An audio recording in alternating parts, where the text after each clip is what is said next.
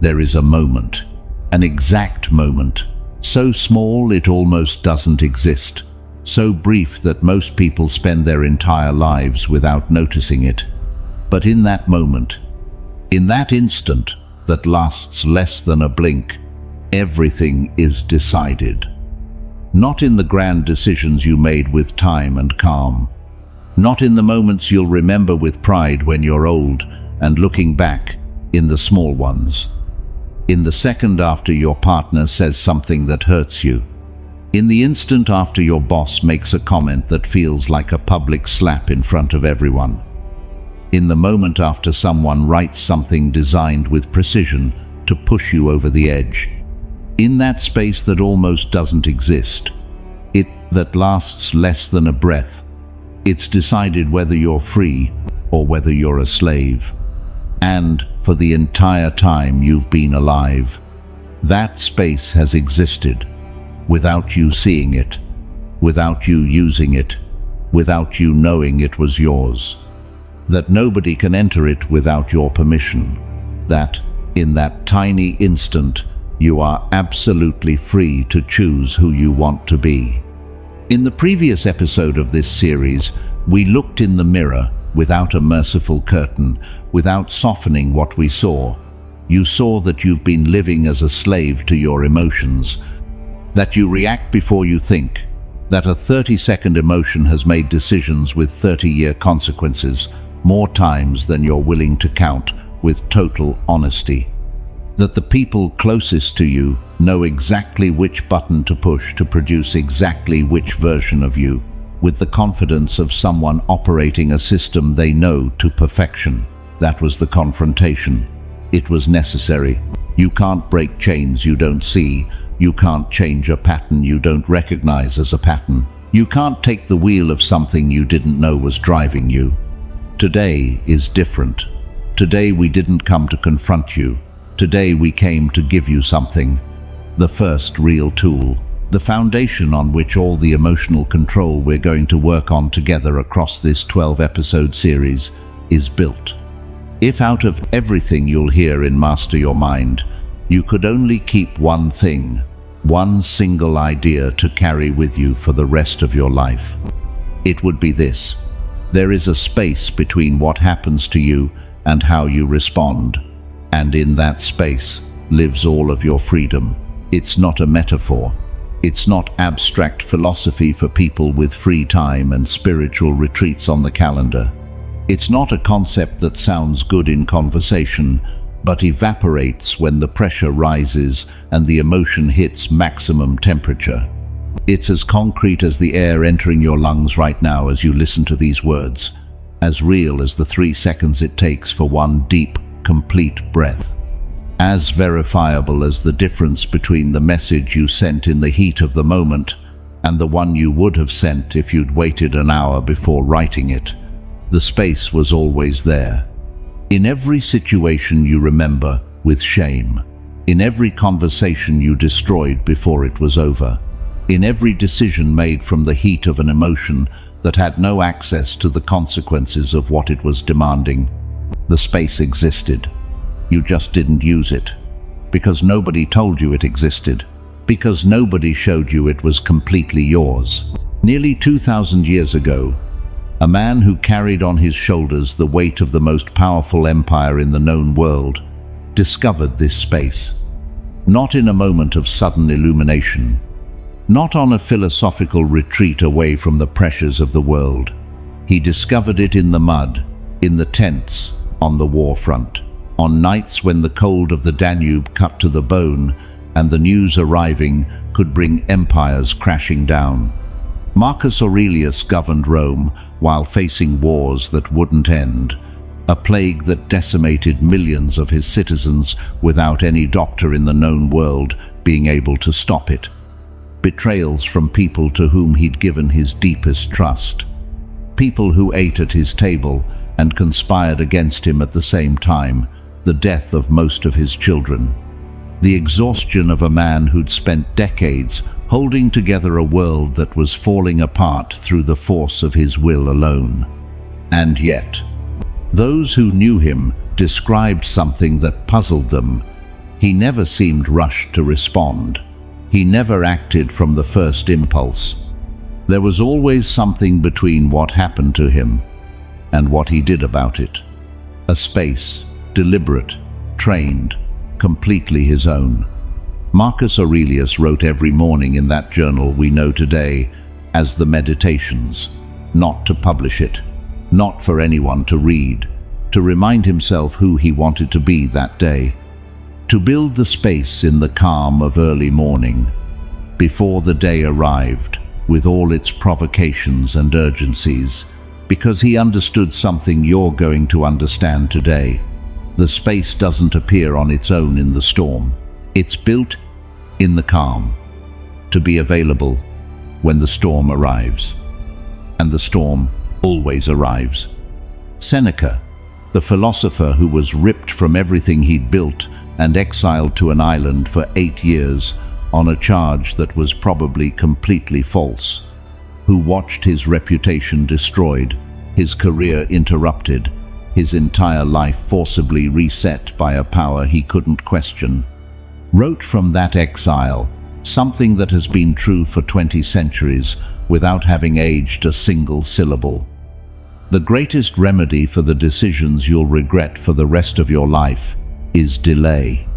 Not the denial of what you feel, not the suppression of the emotion that arrived with all its legitimate intensity. Delay, the deliberate space between feeling and acting. Seneca didn't write that from the comfort of an easy life.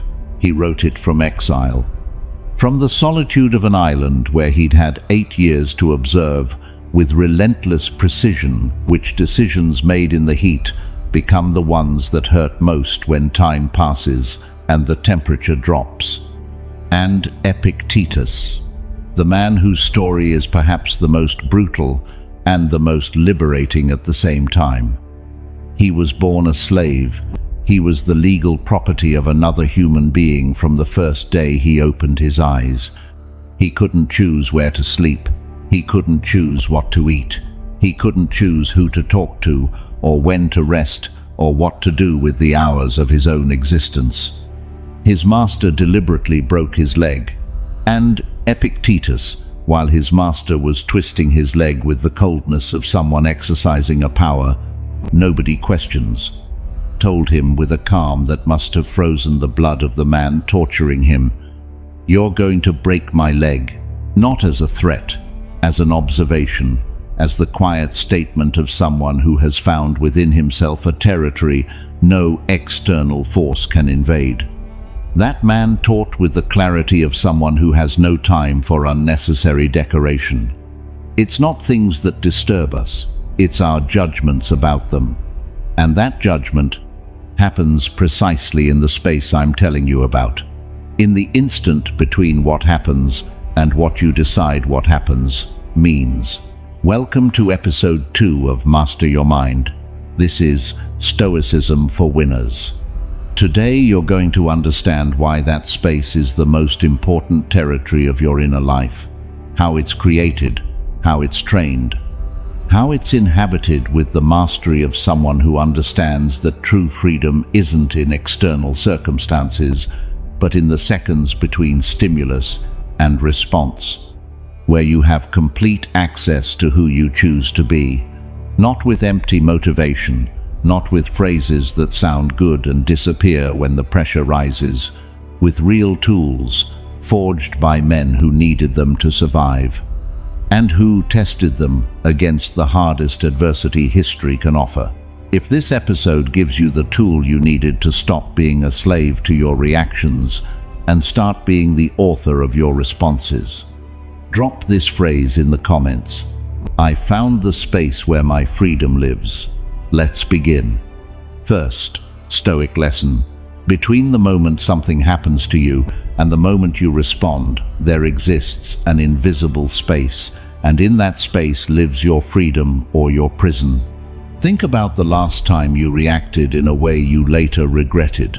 Not in the abstract, not in the vague concept of, "sometimes I go too far." In concrete terms, the specific moment, with the place and the person and the exact temperature of what you were feeling when it happened. The exact words that left your mouth, or the fingers that typed that message you spent hours afterward wishing you could erase as if it had never existed. The decision you made from anger or from fear, that half an hour later, when the emotion dropped 1 degree and reason got some oxygen back, struck you as absurd, disproportionate, directly destructive to something you genuinely cared about. That moment, that instant, you struggle to recall calmly, because what you see when you remember it isn't someone you're proud of. You see someone who acted like the smallest version of himself, in one of the moments where he most needed to be the biggest version. Now, I want you to think about something very specific. What happened exactly between the stimulus and your reaction? Was there a pause? Was there a second where you stopped and evaluated what was happening before you responded? Was there any moment, however brief, where you asked your reason whether that response was the one you wanted to give, whether it represented the man you choose to be, whether it accounted for the consequences it was going to produce beyond the immediate relief of the discharge? No, there wasn't. It went straight through, unfiltered, without space. From stimulus directly to reaction. As if an electric cable with no switch connected what they did to you with what you did. Direct, instant, automatic, without anyone making a conscious decision. As if nobody were in the driver's seat, but simply a reaction system executing with the predictability of something programmed years ago that nobody has bothered to review since. That's what happens to most people most of the time. They live without that space, not because it doesn't exist, but because nobody taught them it existed, and nobody showed them they could inhabit it. They live as stimulus response machines, where the stimulus produces the reaction with the predictable precision of a mechanism configured at some point in childhood or adolescence, under circumstances that probably no longer exist, that keeps executing the same programs with the same mechanical fidelity decades later. Even though those programs produce results the man you are today wouldn't approve of if he saw them from outside with the clarity distance provides. Someone says something that activates the anger button. Anger executes. Someone does something that activates the fear button. Fear executes. Someone hits the insecurity button. And insecurity executes with its usual catalogue of defensive responses. The attack that seeks to cause damage before receiving more damage. The punishing silence that lasts days and contaminates everything it touches. The flight disguised as dignity that avoids the necessary conversation. The explosion that destroys in 30 seconds what you built with months of patience.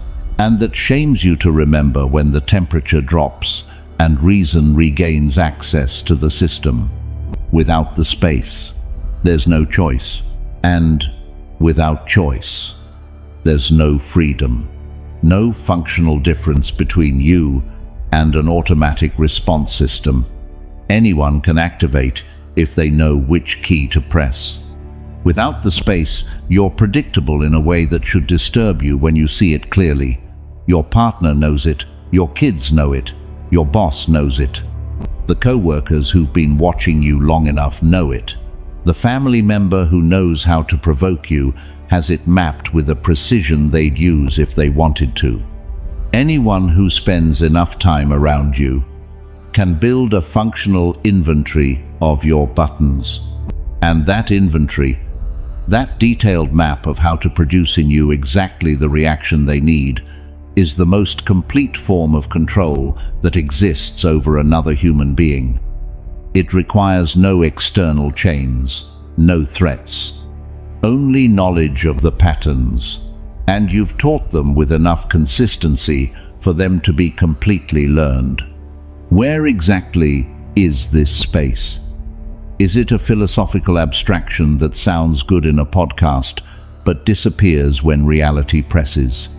Or is it something you can point your finger at and say, with certainty, there, that's the space, it's real, it's in my everyday interactions, it's the second, completely concrete, completely verifiable, completely yours. The space is the 3 seconds between reading the message and starting to write the reply. The space is the instant between your partner finishing speaking and you opening your mouth to say what the emotion already prepared while she was still talking. The space is the moment between the insult reaching your ears and your mouth deciding what to do with it. The space is the half-second of silence between anger appearing in your chest and anger seizing control of your words and using them to do exactly the damage it promises when nobody's stopping it. It was always there. In every one of those situations you remember with shame, in every conversation that went to the wrong territory before you could stop it, in every moment where you promised never to react that way again, and reacted exactly that way again, the space existed. You just didn't use it, because you didn't know with that concrete clarity that it was yours. Marcus Aurelius understood the space not as an abstract concept, but as a mandatory daily practice. He wrote in his meditations with the urgency of someone who knows that without that constant reminder, the automatism takes control. When you wake in the morning, think of the privilege you have of being alive, of breathing, of thinking, of enjoying, of loving. That wasn't poetry. It was preparation. It was the way he built the space before the day arrived with its provocations, before the first betrayal of the day, before the first messenger with bad news, before the first advisor trying to manipulate him through his emotions had access to him. He built the space in the calm of early morning so it would be available in the storm of midday. The space is not the place where you avoid feeling. It's not coldness, not emotional distance, not suppressing who you are in your most authentic intensity.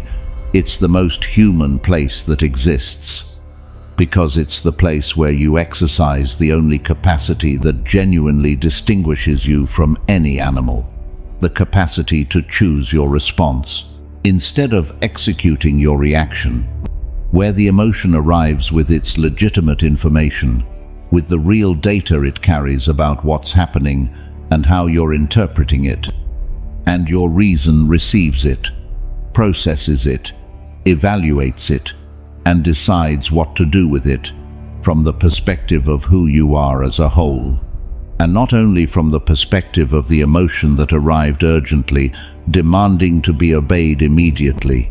That's not weakness, not lack of authenticity, not repression of your nature. It's your highest nature, operating at its maximum capacity.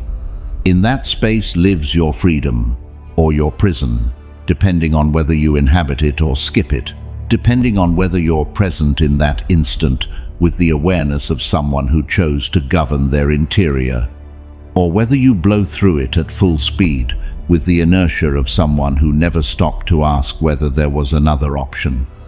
Your assignment for this first lesson is to find the space today, not in the hardest situations where the emotion is most intense and the pause hardest to hold.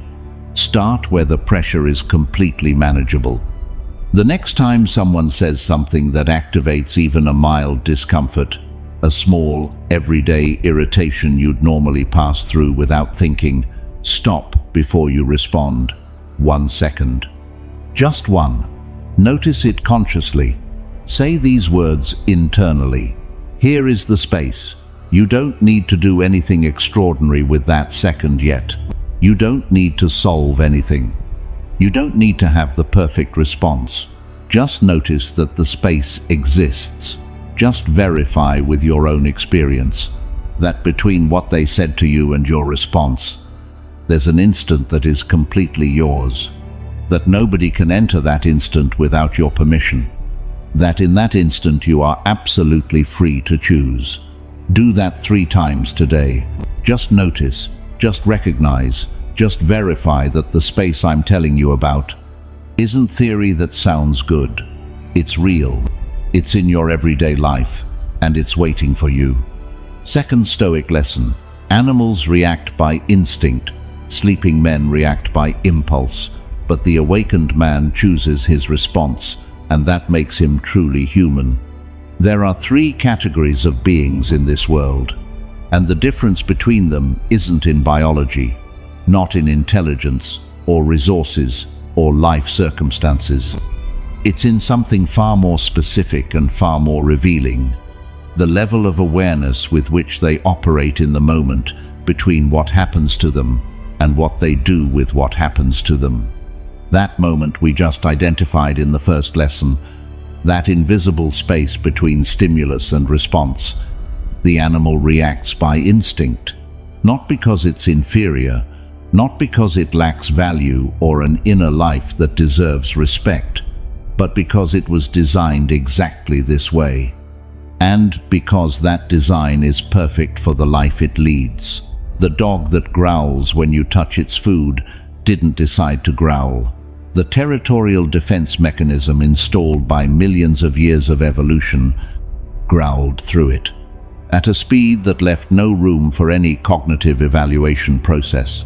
The snake that bites when something approaches didn't evaluate the available options, didn't ask whether the threat was real or imagined, didn't calculate the consequences of biting versus not biting in this specific situation. Instinct made it bite. Before any type of reflection had access to the decision system. That doesn't make the animal defective. It makes it exactly what it is, a being that operates from its instinctive programs, because that's all it has available, and for the life it leads, in the environment it was designed for. Those programs are perfectly sufficient. The sleeping man is something completely different, and something far more tragic than the animal, because he has access to something the animal doesn't, and chooses not to use it. He has access to reason, to awareness, to the ability to observe his own emotions from an observer position, instead of being completely absorbed by them. He has access to the space between stimulus and response. He has all the evolutionary and cognitive tools that fundamentally distinguish him from any animal, but he doesn't use them. He operates with his emotional programs the same way the animal operates with its instincts, with the same speed, the same predictability, the same absence of any deliberative process between input and output.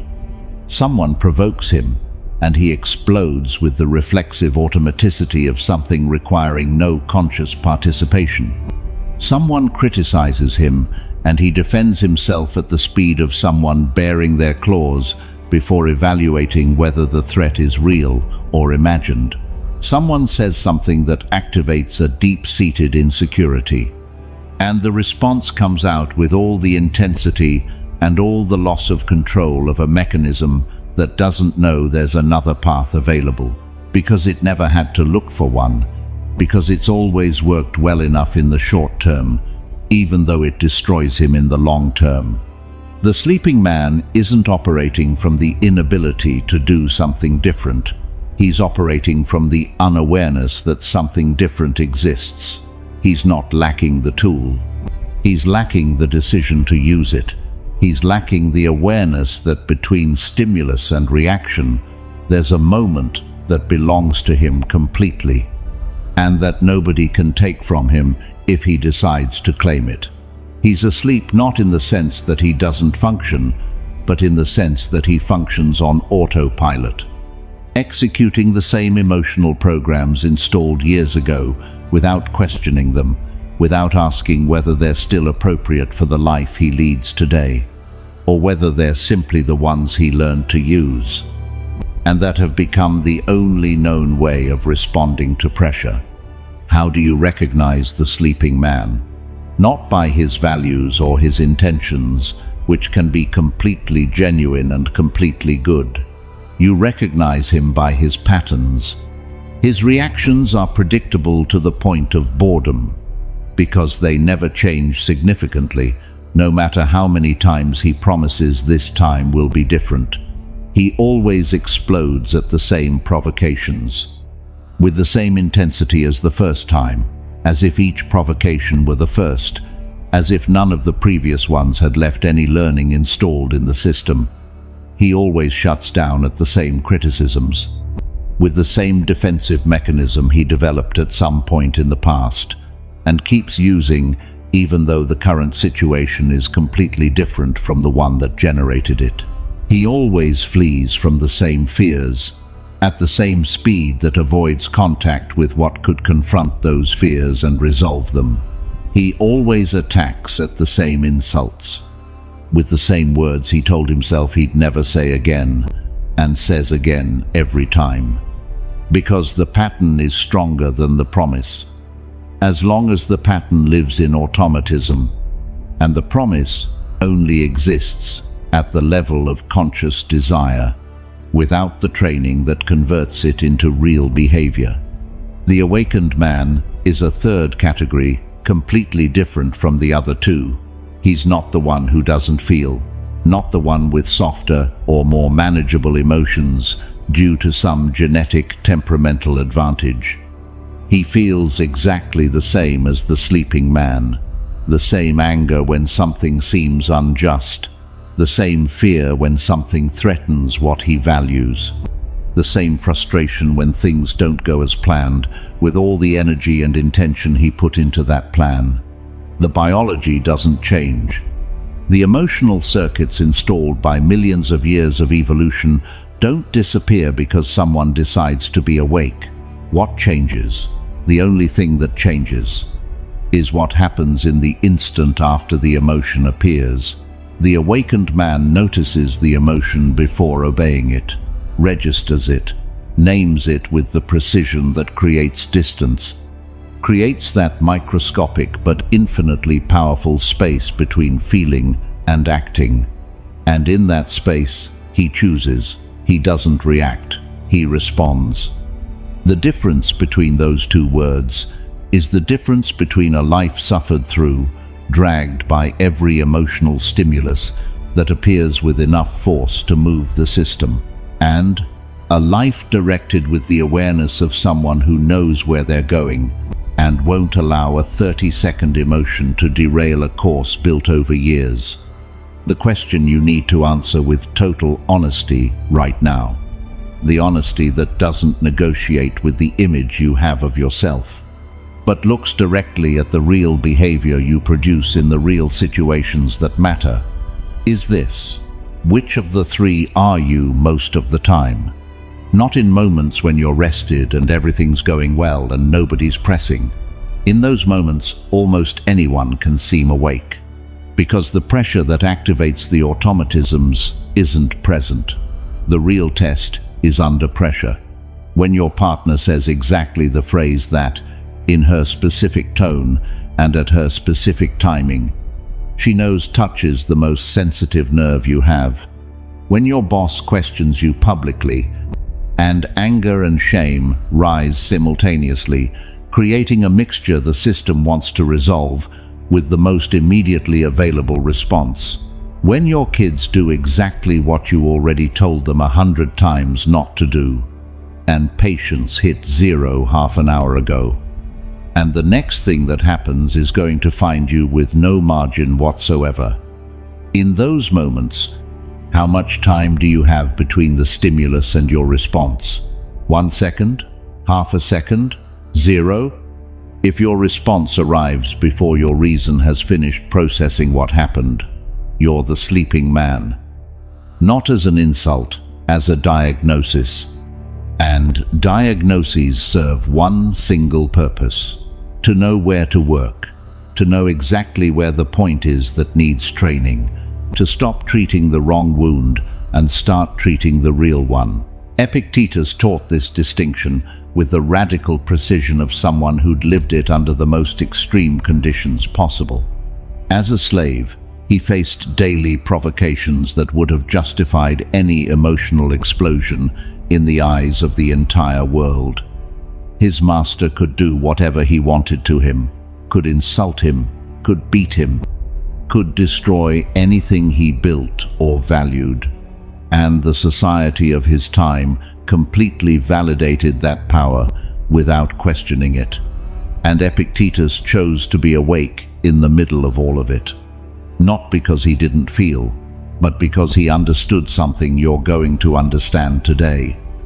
The only territory nobody can invade, the only space that remains completely beyond the reach of the most absolute power another person can exercise over you, is the space between stimulus and your response.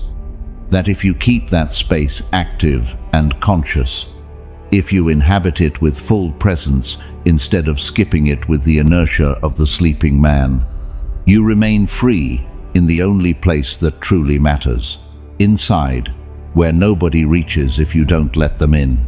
Waking up isn't an event that happens once and then stays without maintenance, not an illumination that arrives in a moment and from which everything automatically changes.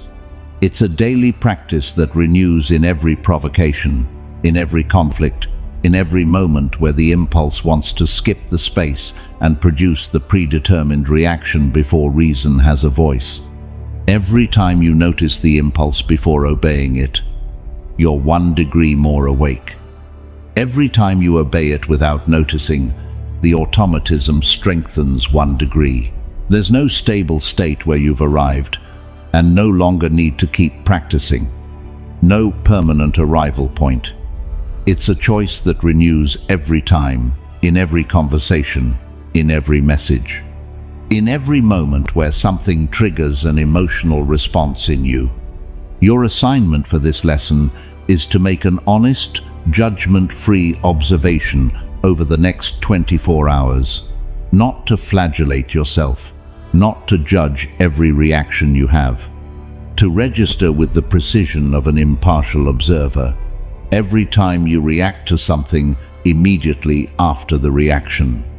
Ask yourself this question: did I just respond as an awakened man or react as a sleeping man? Just register, without judgment, without punishment, just the cold number at the end of the day. How many times did the sleeping man take the wheel without being asked? That number, at the end of the day, written on paper with total honesty, is your real starting point. Not the one you imagine you have, not the one you'd like to have, the real one. And only from the real starting point can you trace an honest path to where you want to go.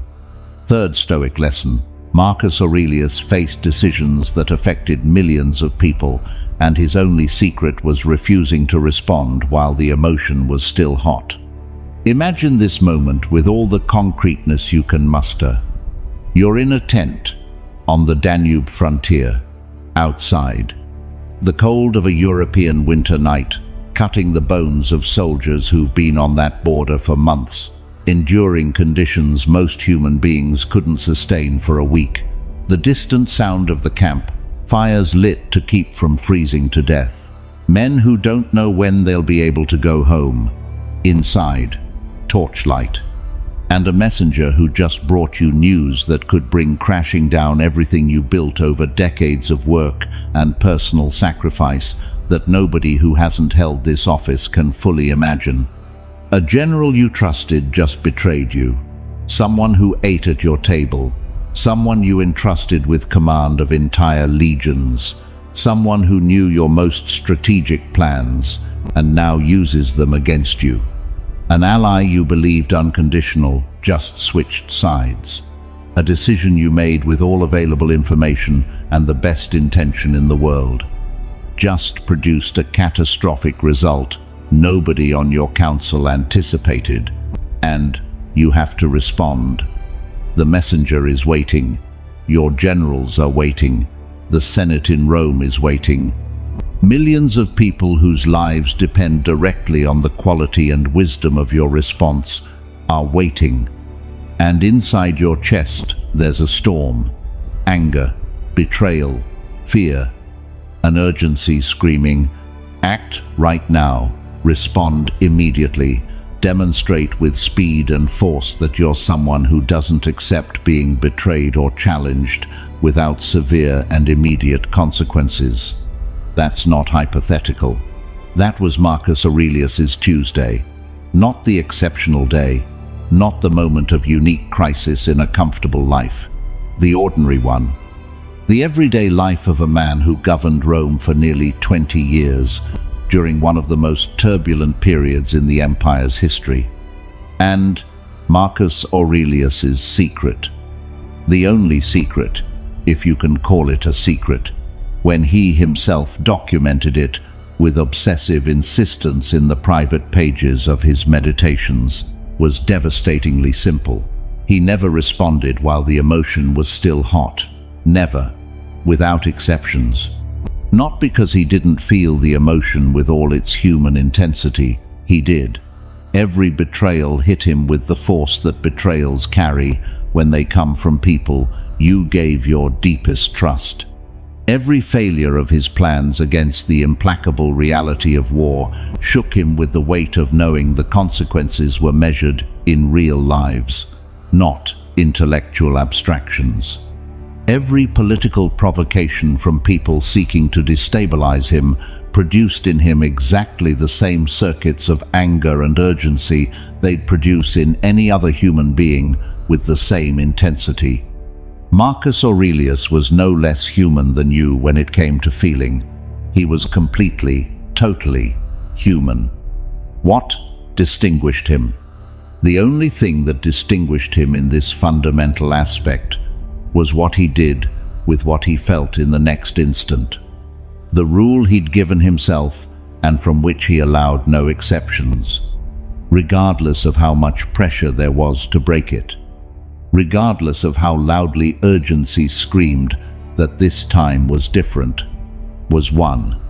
No important response while the emotional temperature is above the threshold where reason can operate at full capacity. None.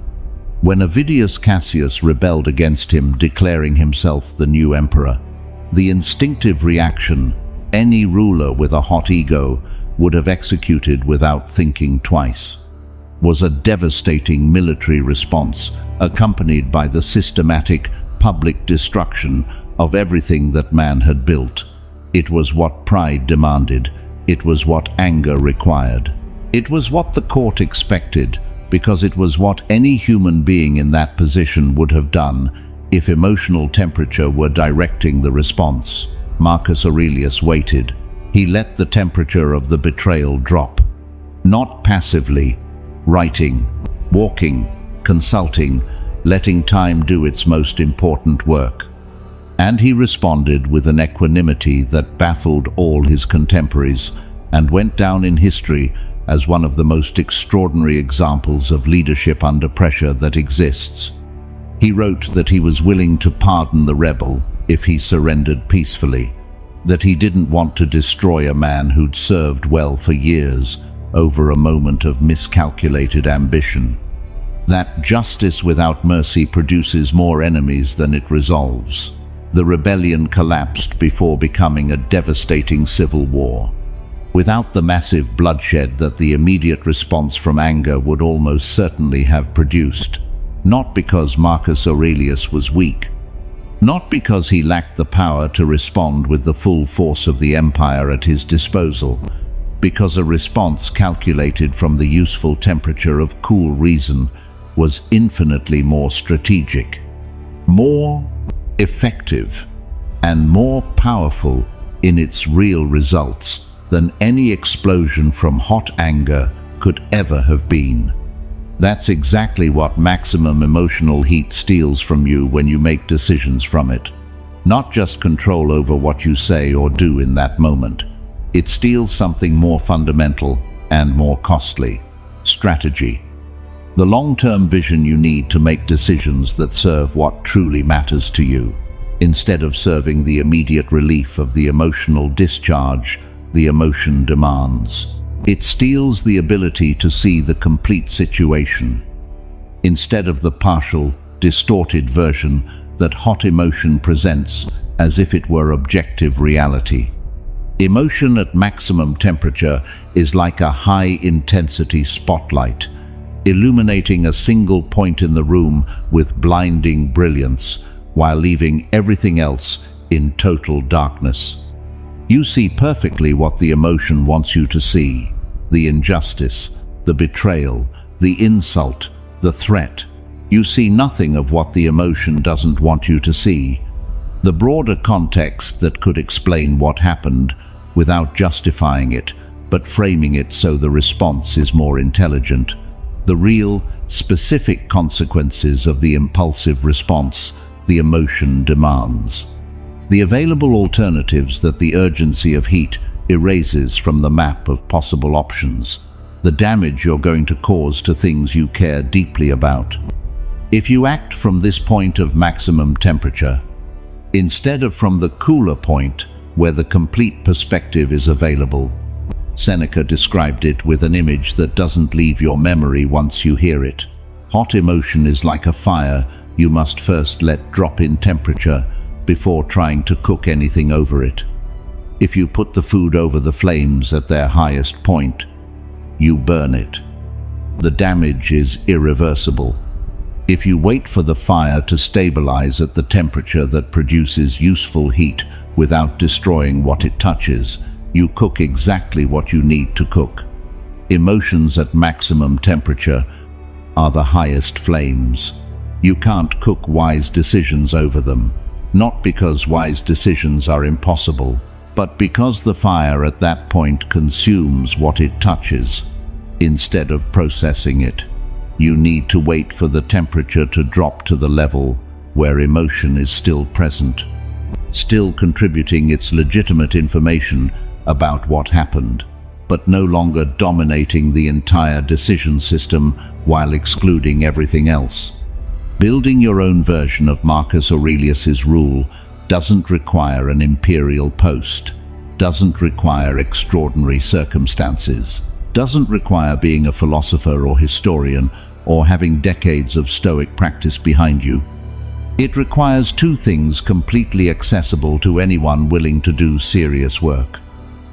Awareness of when you're at maximum temperature, which is easier to identify than you think, because the body always signals, even though you've learned to ignore the signal. And the discipline of not responding to anything important from that point. Even though the emotional urgency screams that every second of waiting is a defeat or a weakness. Your body already knows that signal, the specific tension in your shoulders or jaw that appears before explosions, the heart acceleration you feel in your temples when the temperature rises beyond your ability to stop it, the sensation that words want to come out faster than the brain can organize them coherently, the heat in your chest you recognize with the familiarity of something that has preceded many of the decisions you later regretted. Your body already warns you, always has. The difference is whether you listen to the warning or ignore it with the certainty that this time is different, because it always seems like this time is different, and it almost never is.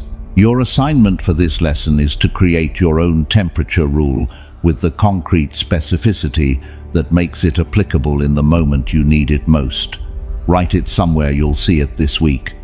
Complete it with your own information. I don't respond to anything important while I feel. And add the specific physical signal you already know from your own body. The one that appears before the decisions you later regret.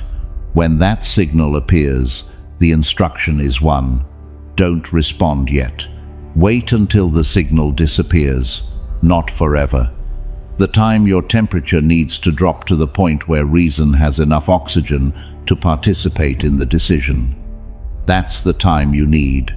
No more, no less. Fourth Stoic lesson. Every time someone provokes you and you explode immediately, you demonstrate that person holds a remote control that activates your worst versions whenever they want. Think of someone who knows exactly how to push you over the edge. Take a real moment to think about it. Don't dodge it. Don't soften it with abstractions.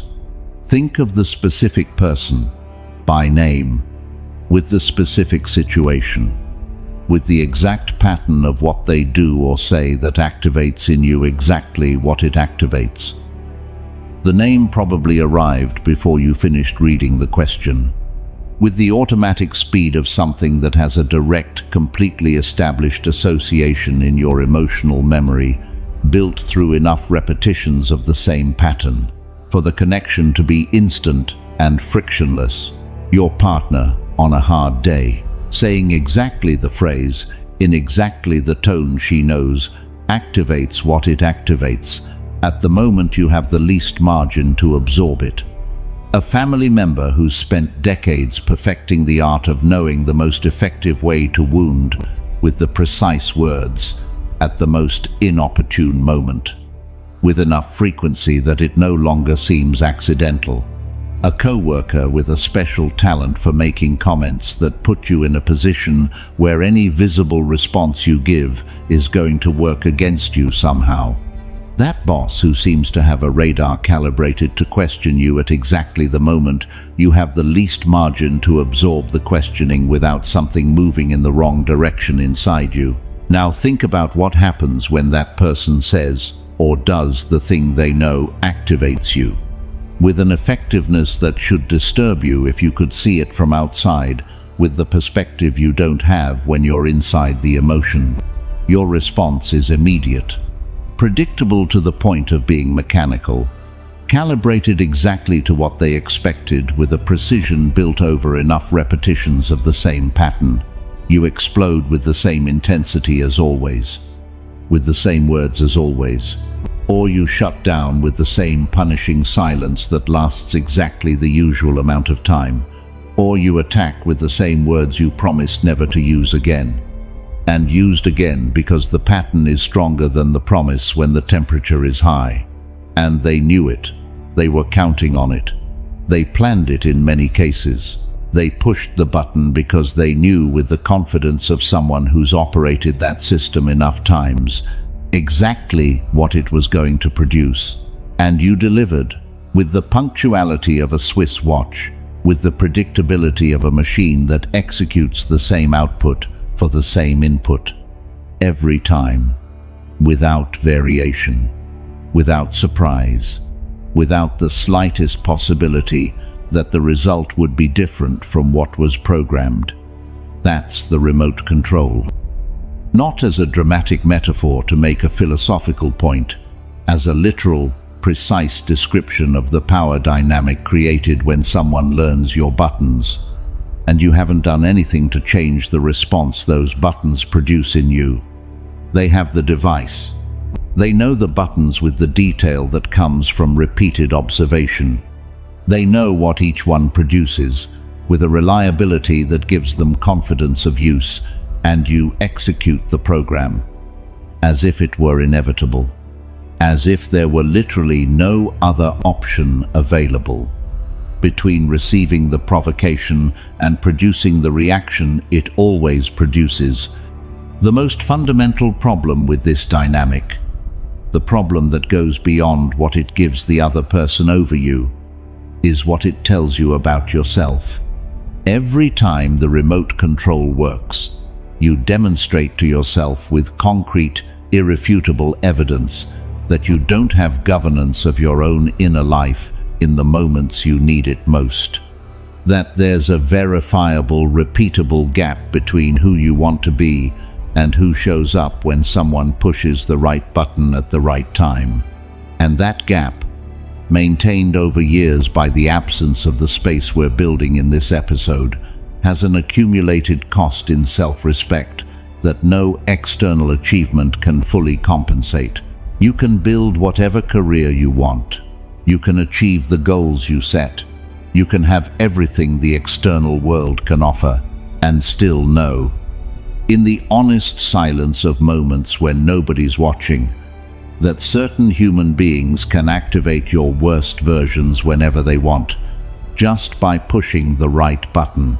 And that's a form of slavery no external achievement resolves. Now the question that transforms this: what happens when you stop executing the program?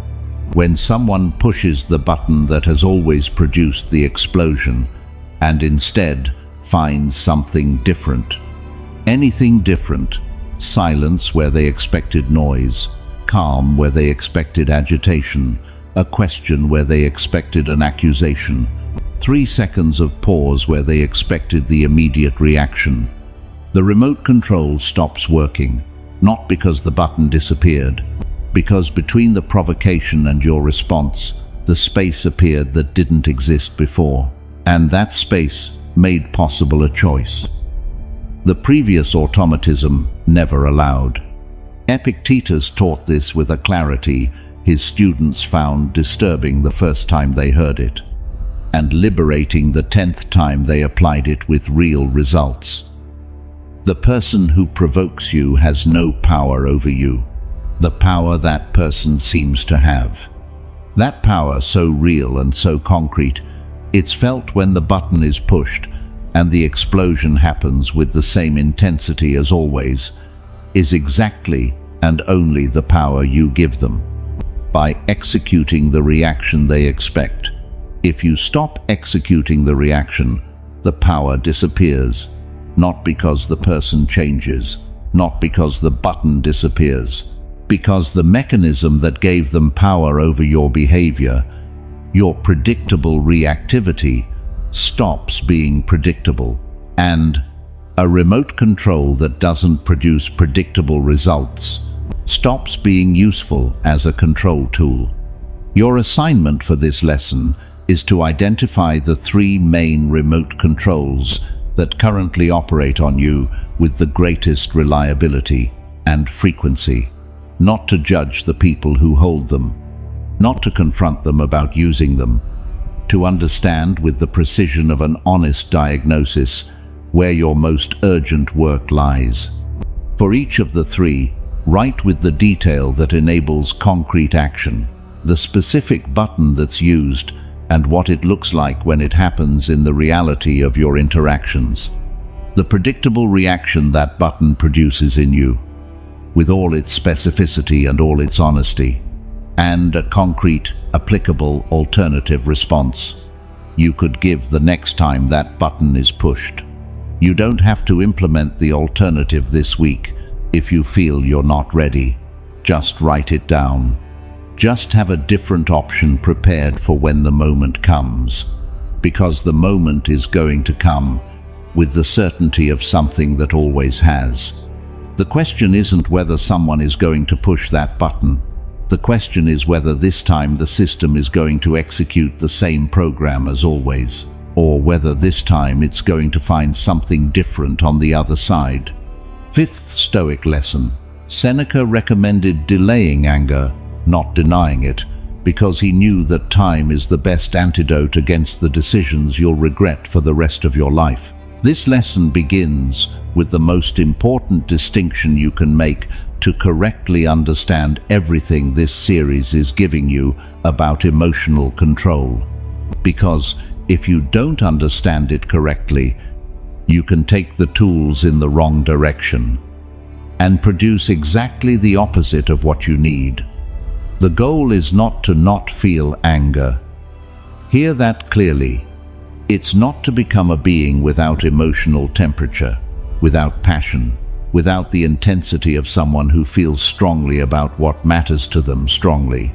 It's not to become lukewarm, not to process every life experience with the indifferent neutrality of someone who cut the connection to what they feel, to avoid having to face the work of managing it. That's not freedom. That's another form of prison, a quieter prison, but equally limiting. Seneca felt anger. He documented it with an honesty that's refreshing and surprising, coming from someone who wrote the most influential treatise in history on that specific emotion. He felt anger at the injustices he observed in Rome's political life.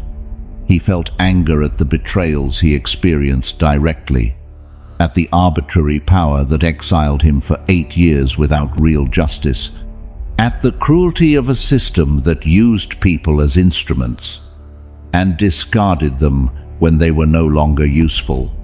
The anger was there, real, intense, completely understandable given the circumstances he lived through, which were objectively hard in ways that need no embellishment to be recognized as such. What Seneca didn't do was act from that anger while it was at maximum temperature. What he recommended, with the practical clarity of someone who'd experienced firsthand the devastating consequences of both options, was to delay, not deny, not suppress.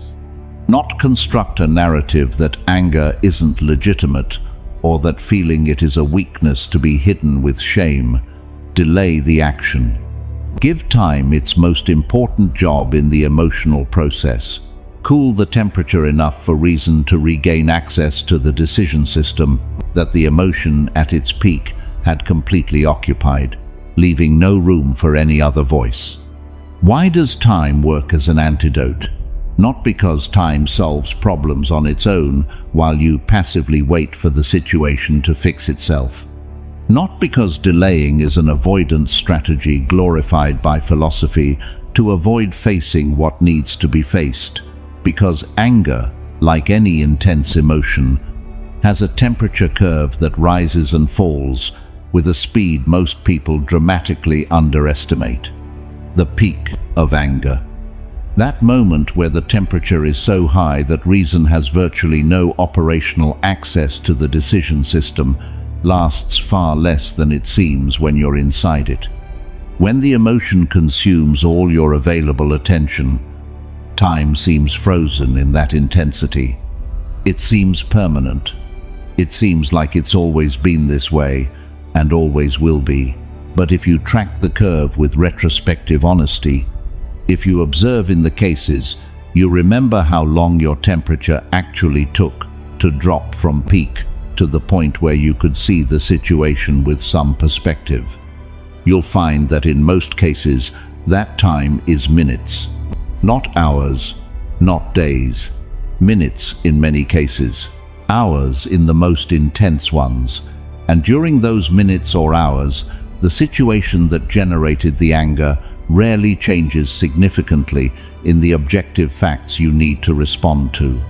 What changes completely, what transforms radically in that time, is your capacity to respond to those facts with the intelligence that only the lower temperature allows. Seneca described the process with the specificity of someone who'd practiced it for decades and observed it work consistently in his own life. You feel anger appear with all its intensity.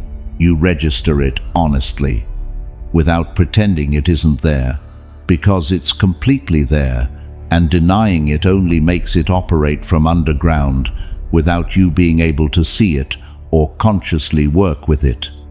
But before acting from it, before executing the response that's prepared and ready, before delivering what anger has had ready for minutes and wants said now, you give yourself time, the concrete, specific time your temperature needs to drop to the point where anger is still present as valuable information about what you feel and why, but no longer as the dictator who's hijacked the entire decision system, leaving no room for any voice but its own. There's a concrete tool Seneca used, and that you need to add to your repertoire starting today. When anger arrives with its urgency for immediate response, write what you want to say, all of it, unfiltered, at full temperature, with every word anger prepared, and that's pressing to get out, on paper, in a message draft you don't send, in whatever format lets you get it out without causing damage in the real world. Don't send it, don't say it, just write it, and wait. When the temperature has dropped enough for you to read what you wrote from a position of lower emotional intensity, read it. With the eyes of someone observing from outside what anger had prepared to be said, what you'll see, in most cases, is a response that doesn't represent the man you want to be. A response that would have satisfied anger in the moment and damaged something you care about in the process, with a disproportion between the immediate relief it would have given and the lasting damage it would have caused, that you can only see clearly from the lower temperature. From that perspective, with the clarity time gave, you decide what to actually do. You can take what you wrote as information about what you feel. You can use part of it to build a response that says what needs to be said without the additional poison that maximum temperature would have automatically included. Or you can discover that the situation didn't require a response at all, and that anger would have led you to create a problem where there wasn't one, or amplify a small one to proportions it didn't deserve. Your assignment for this lesson is to apply Seneca's delay to one concrete situation this week with the exact procedure I just described. Write the response anger wants to give. Don't send it. Wait. Read when the temperature has dropped. Decide from there, once, with all the honesty and awareness you can muster in that moment. And record the difference between what you were going to do at maximum temperature and what you did from the useful temperature. That difference, written clearly on real paper, is the most powerful argument you can give yourself about the real value of time as an antidote. Sixth Stoic lesson. The space between stimulus and response isn't created magically. It's trained breath by breath until it becomes your second nature. There's an illusion about behavioral change that needs to be completely destroyed before you can build anything real and lasting on the ground it leaves. The illusion is this, that understanding something with sufficient depth automatically produces the change in behavior. That if you internalize the concept of the space between stimulus and response with sufficient clarity, if you grasp with all the depth this episode is giving you why that space is fundamental to your inner freedom, the space will simply appear on its own when you need it.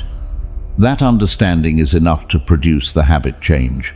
That knowing is equivalent to being able. It isn't. And if you operate from that illusion, if you treat understanding as though it were already the result, instead of merely the first step toward the result, you're going to find yourself repeating the same old pattern. In the moment you most need it to be different, without understanding why, despite everything you heard, despite everything you grasped with such clarity while you were calm and receptive. Because in the moment of the emotional storm, in the instant where emotion is at maximum temperature and the impulse wants to execute the habitual program, the understanding you have in calm isn't always available with the same clarity. The space isn't created by understanding. It's created exclusively by training. And the difference between those two paths is the difference between knowing where you want to be and actually being there when the pressure rises. This is possibly the most important distinction of this entire episode. Understanding is the map, training is the road, and the map, however detailed and precise and well studied, doesn't equal having walked even 1 meter of the actual road. You can study the map with all the detail you want, memorize it, understand it perfectly, always have it on hand, and still not have crossed a single meter of the territory it describes. The difference between the man who has the map and the one who's walked the road isn't in the knowledge they possess. It's in the repeated practice, in the times the second did what he knew he should do, even though it was uncomfortable, even though he failed in the process with results that weren't perfect in the first attempts, even though the emotion screamed so loud that maintaining the commitment to inhabit the space instead of skipping it required more willpower than seemed available in that moment. The space is trained breath by breath, literally, not as a poetic metaphor, as an exact description of the most basic and most effective process available. The conscious breath taken deliberately before responding to a stimulus that activated an intense emotion is the most basic, most accessible, and, at the same time, most effective tool that exists for creating the space between stimulus and response in a concrete, verifiable way in your own experience. Not because breathing is a spiritual or mystical act that transforms reality through the power of intention, because it produces specific, verifiable physiological effects that reduce emotional temperature in the exact time you need for reason to regain access to the decision system. One deep, conscious breath, taken with the deliberation of someone using it as a tool rather than as an unconscious reflex, produces a measurable deceleration of heart rate, a reduction in the cortisol and adrenaline levels, the emotional activation generated in your nervous system, and a partial reactivation of the prefrontal cortex, which is precisely the brain region responsible for deliberate thought, consequence, evaluation, and consciously directed decision-making toward what you actually want to produce. That's not Stoic philosophy, it's biology, and you can use it in your favor every time you breathe before you respond. But there's a critical condition, a requirement without which the tool doesn't work when you need it most. The breath that creates the space must be trained. It must have been practiced enough times in low-pressure moments to be available as a near-automatic response in the high-pressure moments where the system needs the tool urgently. Because when emotion is at maximum temperature, when anger or fear or frustration have reached the point where they consume all available attention, access to tools that aren't fully integrated into your response system drops drastically. You don't have time to think about tools when the fire is raging. The extinguisher has to already be in your hand, already operational, already familiar from enough prior practices that you can use it without thinking about how to use it, while the fire demands all your attention. Training conscious breathing in low-intensity situations is exactly that protocol of prior practice, practicing with the extinguisher when there's no fire. So, it's fully available, fully integrated into the response system, when the fire arrives without warning and without time to prepare. This means something in practice that seems counterintuitive, but is absolutely fundamental. The training of the space doesn't happen in crises, not in moments where emotion is at maximum and the need most urgent.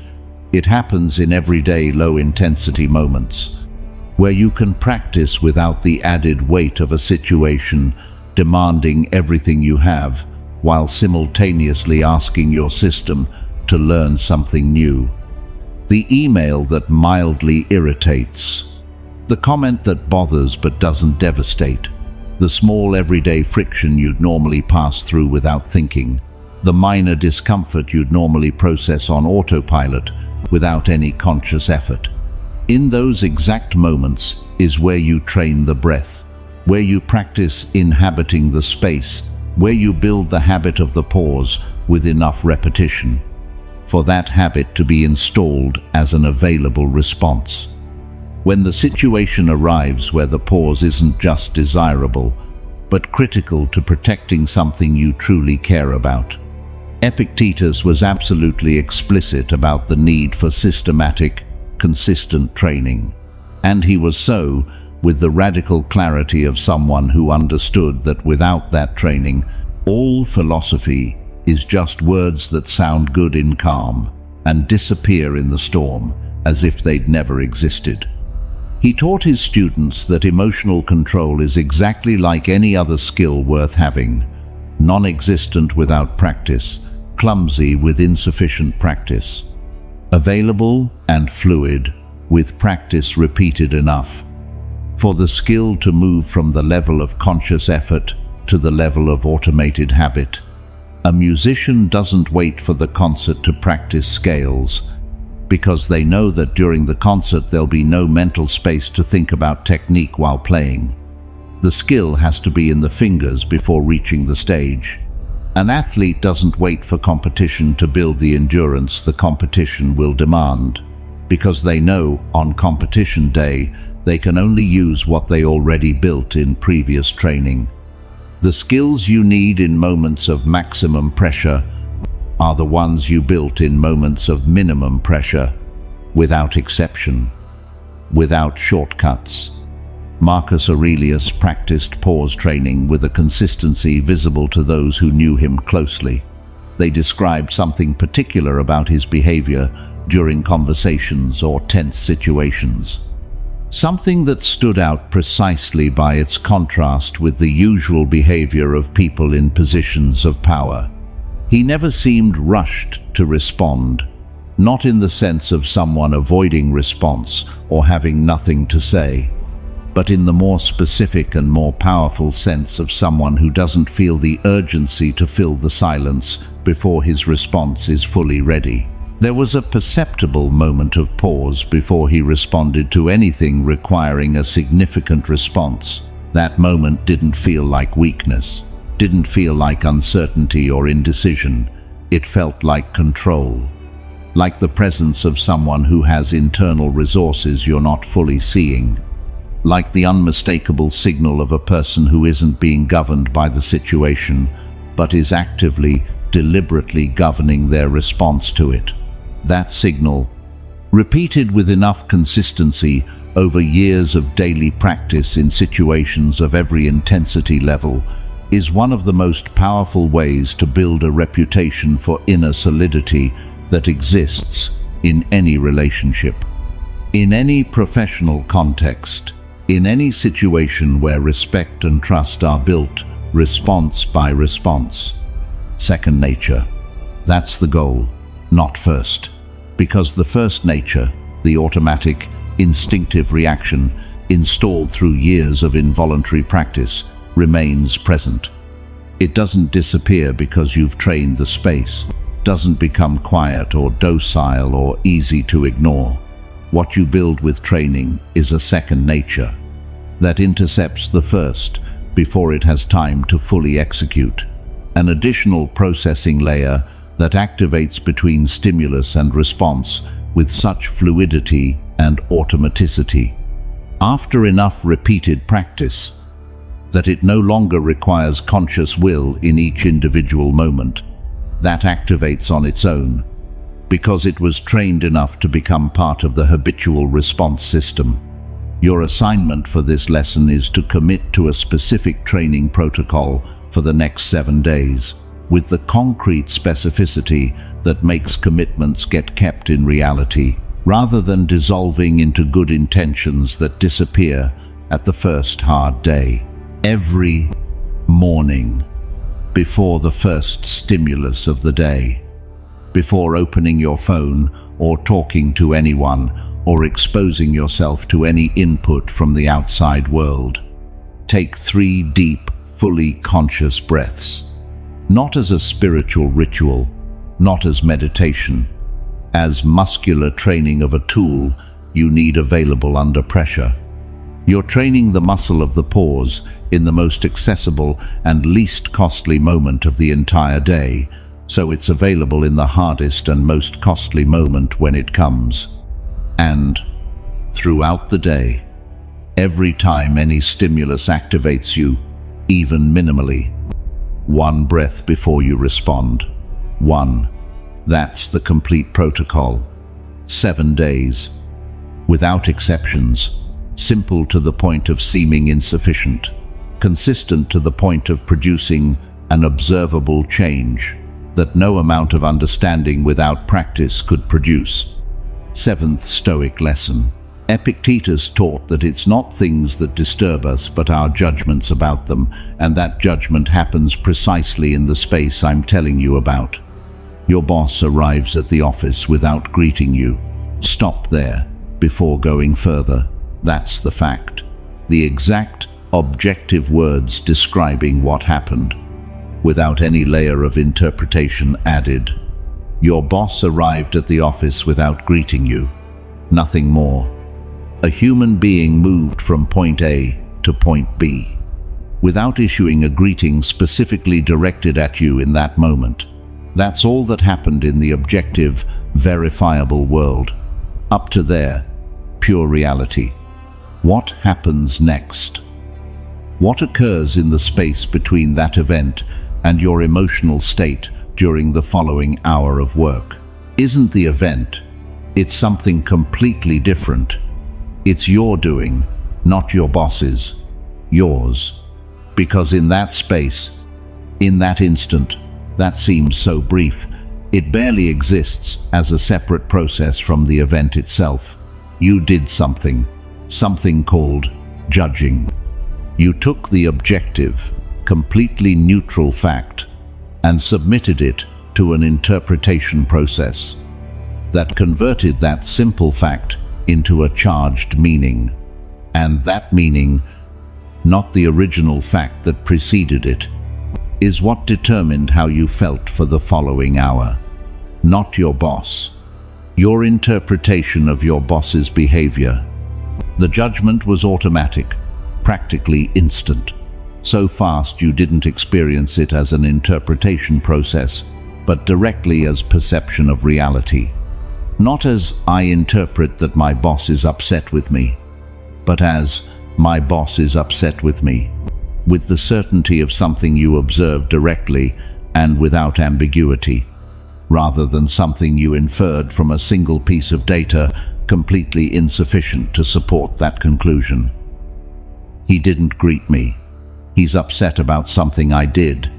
Or he's already made a decision about my future at the company that I won't find out about until it's too late to do anything about it. That judgment, built in milliseconds from a single objectively insufficient data point, is what produced the disturbance that accompanied you for the following hour of work. Not your boss, your interpretation. Built in the space between the event and your emotional state, fabricated by your mind at the speed of something that's practiced, fabricating interpretations its entire life. This is what Epictetus identified with a clarity that has been equally true for 2,000 years, because it describes a mechanism that didn't change when the human species moved from living in caves to living in offices with smartphones. It's not things that disturb us, it's our judgments about things.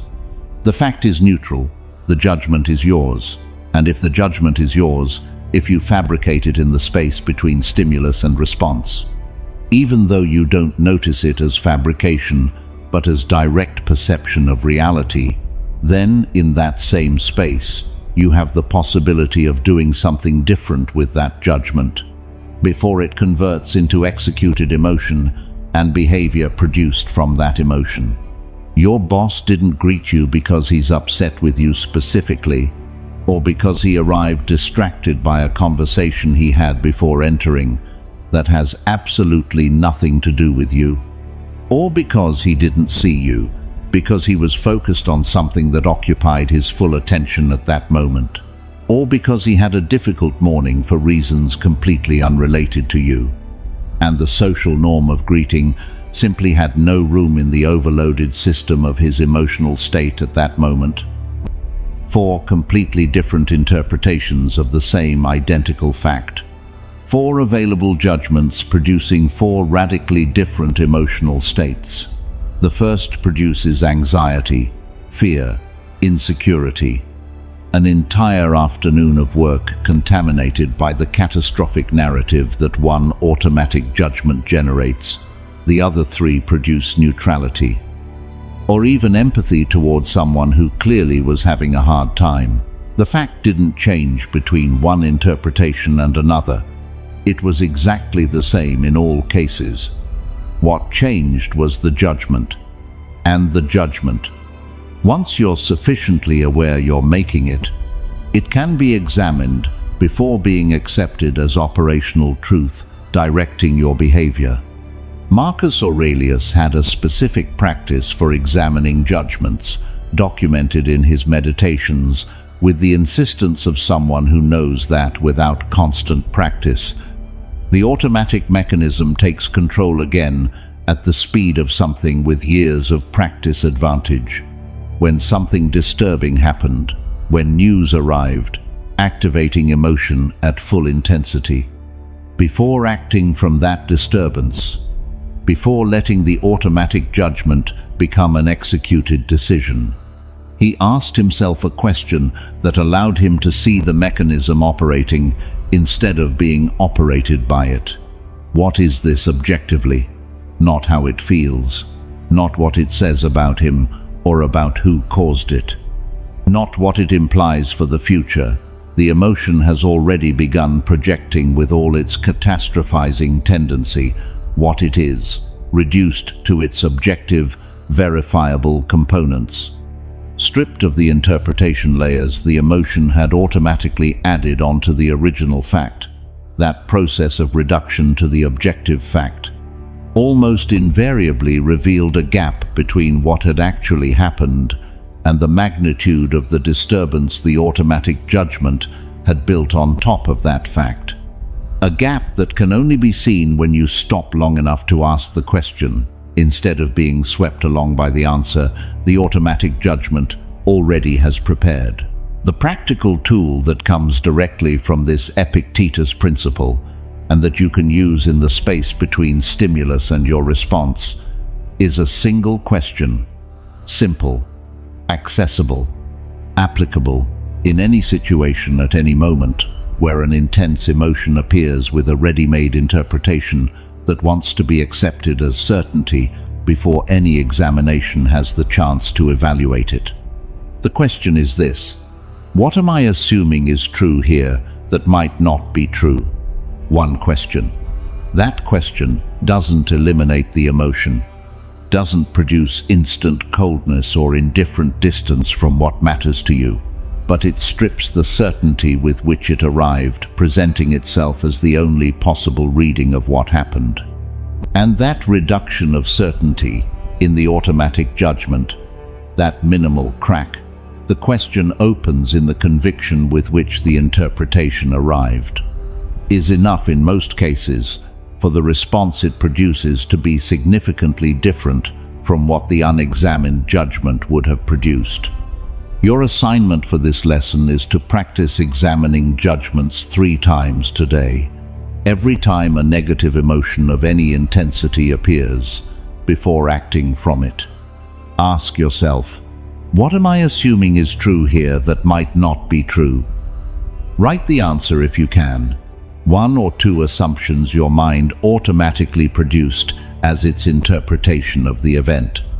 And for each assumption, honestly evaluate, do I have real, sufficient evidence that this is true?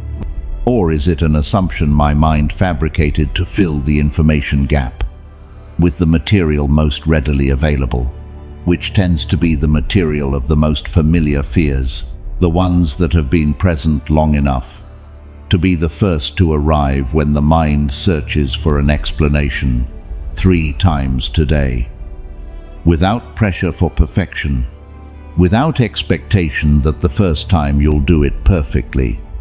Just conscious practice of the examination, just the habit of asking the question, which over time becomes as automatic as the judgment it replaces. 8th Stoic lesson: 3 seconds of silence before responding have saved more marriages, careers, and friendships than all the self-help advice in the world. 3 seconds. That's the number. Not 3 minutes of deep reflection with your eyes closed and the world on pause. Not 3 hours of emotional processing supervised by a professional. Not 3 days of silent spiritual retreat to find perfect clarity. 3 seconds. The shortest interval of time that exists, with the real, verifiable capacity to change the outcome of a conversation. To preserve a relationship that was about to break over words said in the heat that neither party planned to say.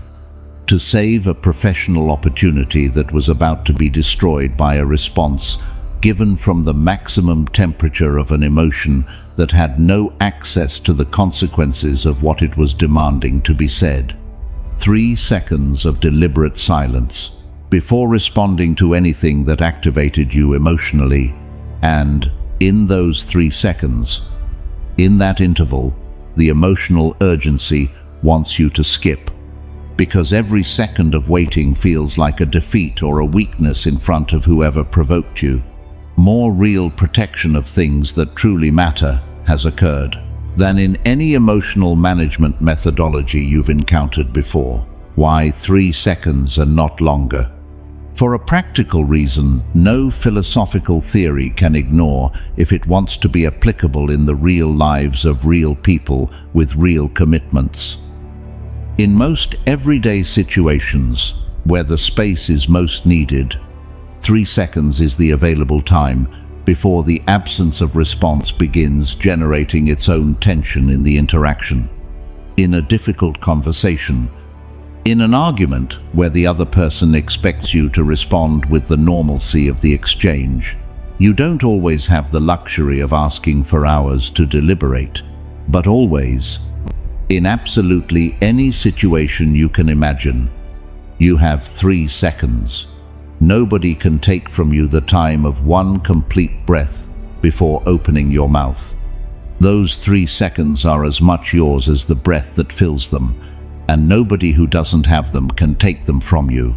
What exactly happens in your physiology during those 3 seconds that doesn't happen in the 0 seconds of immediate response?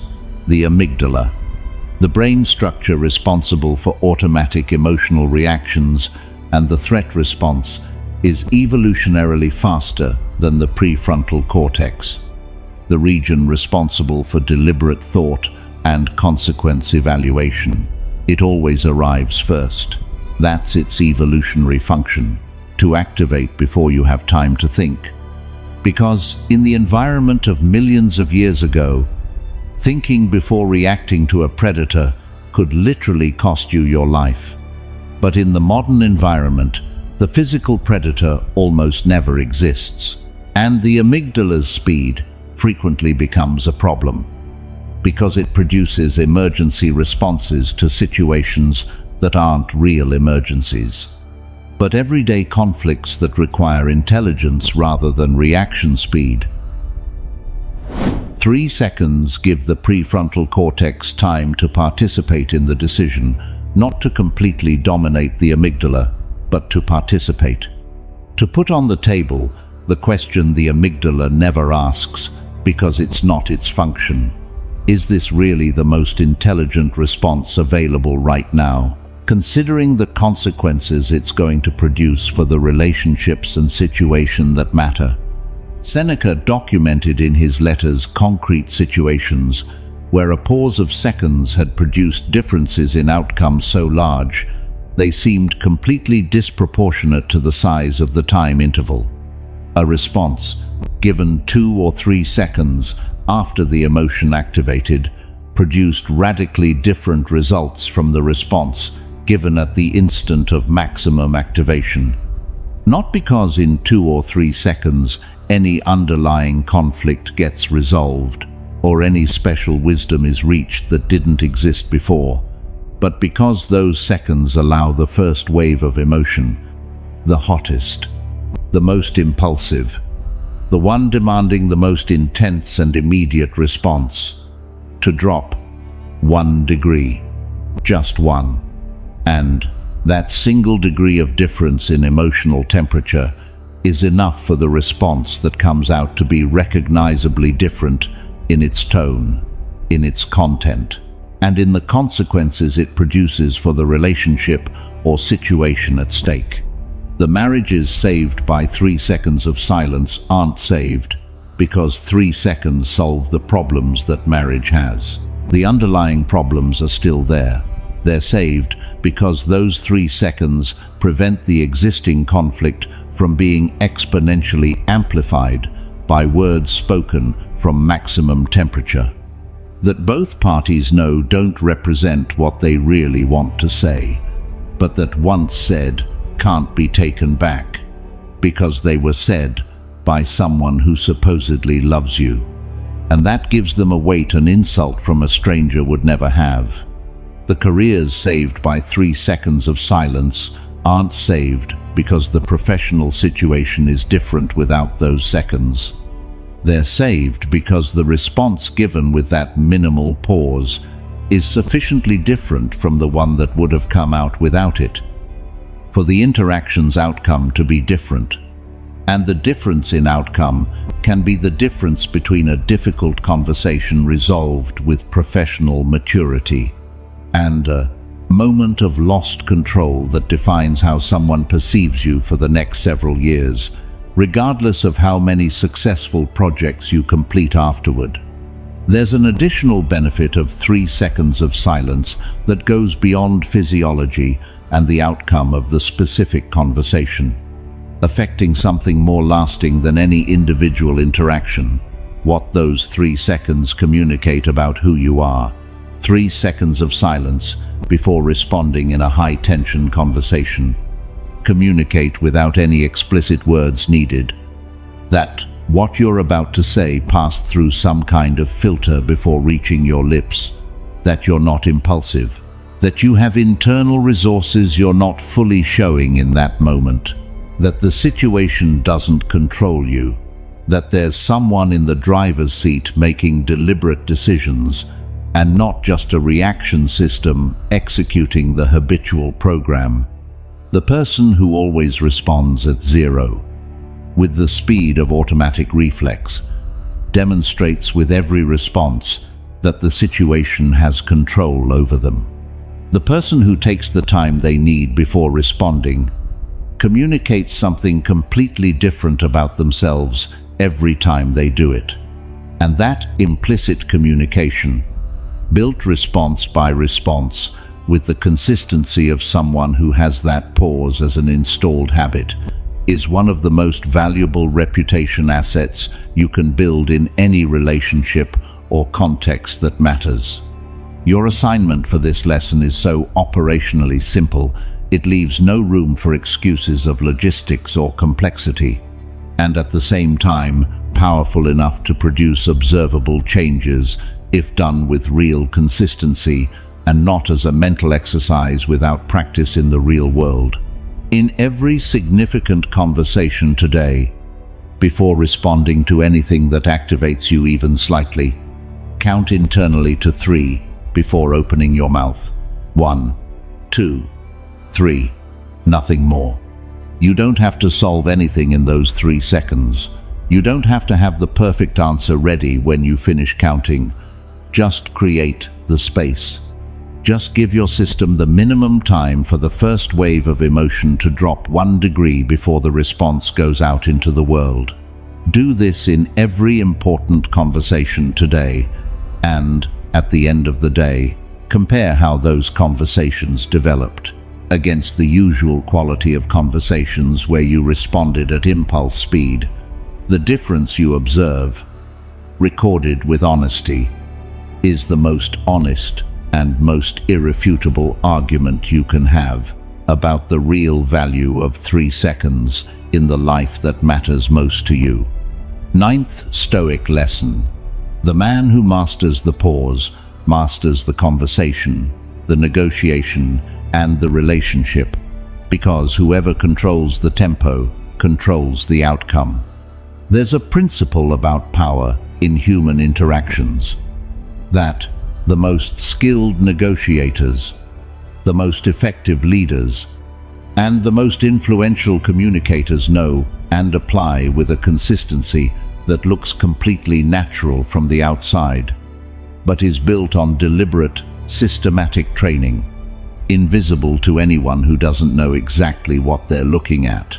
A principle the Stoics identified 2,000 years ago, not as a manipulation technique, not as a strategy for controlling others, but as the natural, completely authentic consequence of the internal mastery that distinguishes the man who governs his inner world from the man governed by it.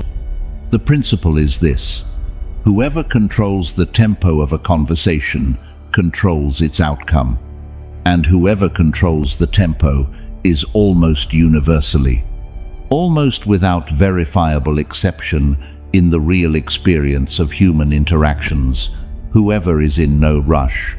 Rush in human interactions isn't just a description of speed, it's a signal, the most visible and most readable signal to anyone paying sufficient attention, that something external to you has control of your internal rhythm. The urgency to respond before the other person finishes speaking, because you already have the answer ready from their first sentence, and the time they take to finish feels like a loss of advantage.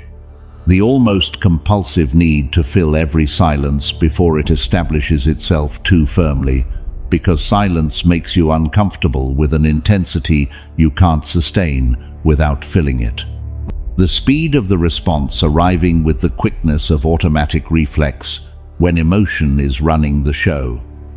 Because emotion is always in a hurry, always feeling that every second of waiting is a second where something can go worse or the position can weaken. Rush is the most visible signal that emotion is controlling the tempo instead of reason. And when emotion controls the interaction's tempo, the outcome gets determined by the emotional temperature of the hottest moment, which is almost invariably the worst possible moment to make any decision or formulate any response. That's going to have consequences lasting beyond the conversation itself. The man who masters the pause has a fundamentally different relationship with the tempo of interactions. He's in no rush because he genuinely doesn't need to be. He doesn't need to respond before the other finishes to demonstrate he's engaged in the conversation or has solid arguments. He can let the other finish completely, make their point with all the space they need to make it well and without interruptions, and respond from a place of real deliberation, from the perspective of someone who heard the full picture before formulating any part of their response. He can let silence settle for a moment before speaking, without the compulsive need to fill it immediately, because silences don't bother him the way they bother someone who doesn't master their own rhythm. He doesn't interpret them as signals something's wrong in the interaction, doesn't see them as spaces of vulnerability the other can exploit.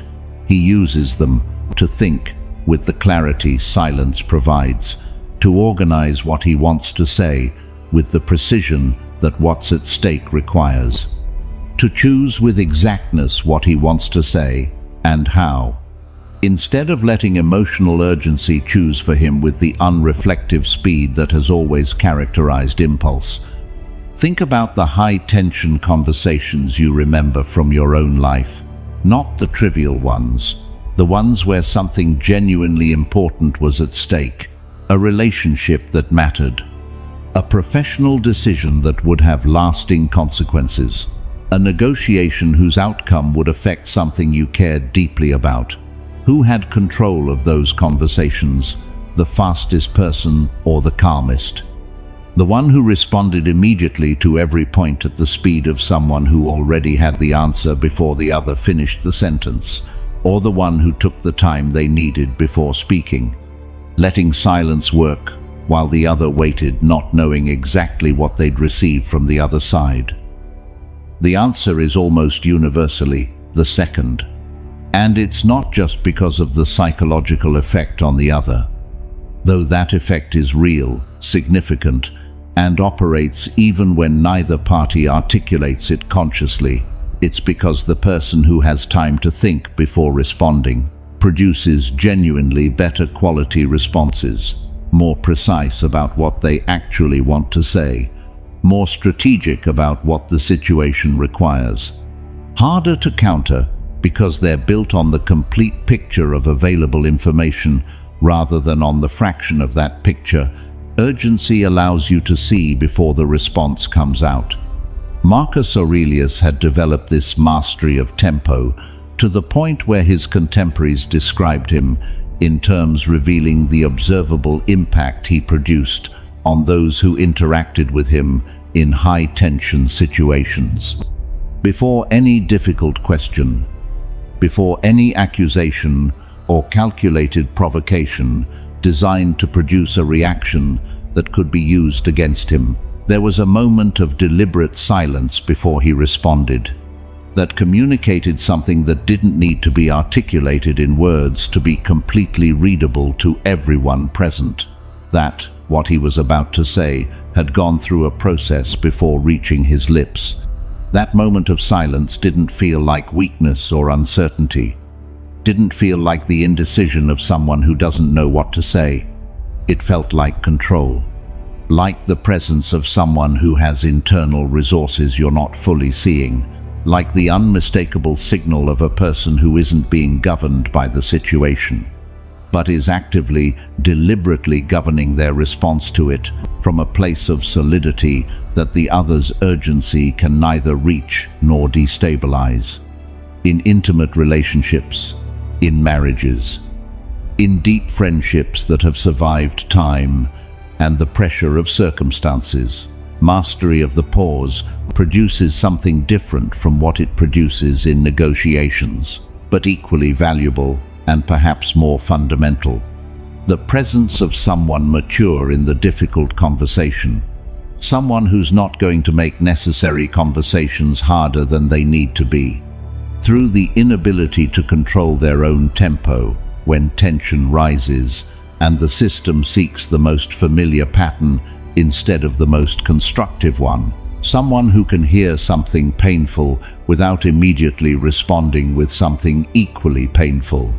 In the defensive reflex of someone who has no space between receiving the blow and returning one of equal intensity.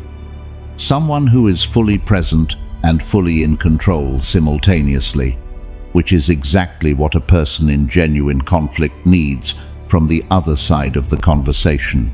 If that conversation is going to produce something other than more accumulated damage and more installed distance, that presence isn't improvised in the moment of the difficult conversation.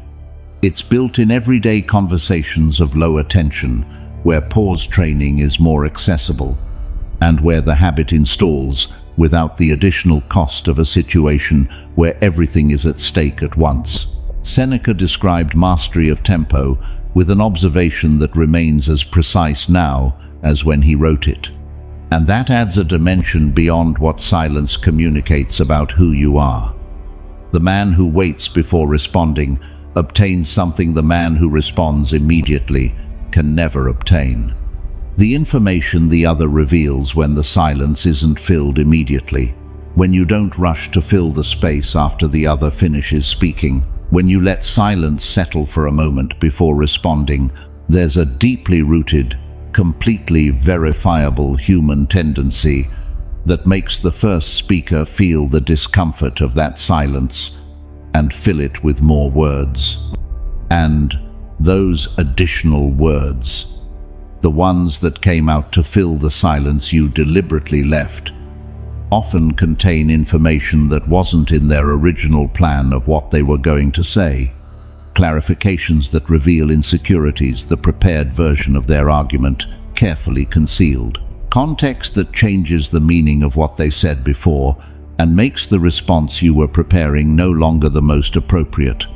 Concessions they make spontaneously when they sense the silence might signal deep disagreement and need to fill that void with something that softens their position. The man who masters the pause receives all that additional information simply by having the discipline not to fill the silence with the urgency of someone who can't sustain the discomfort of waiting.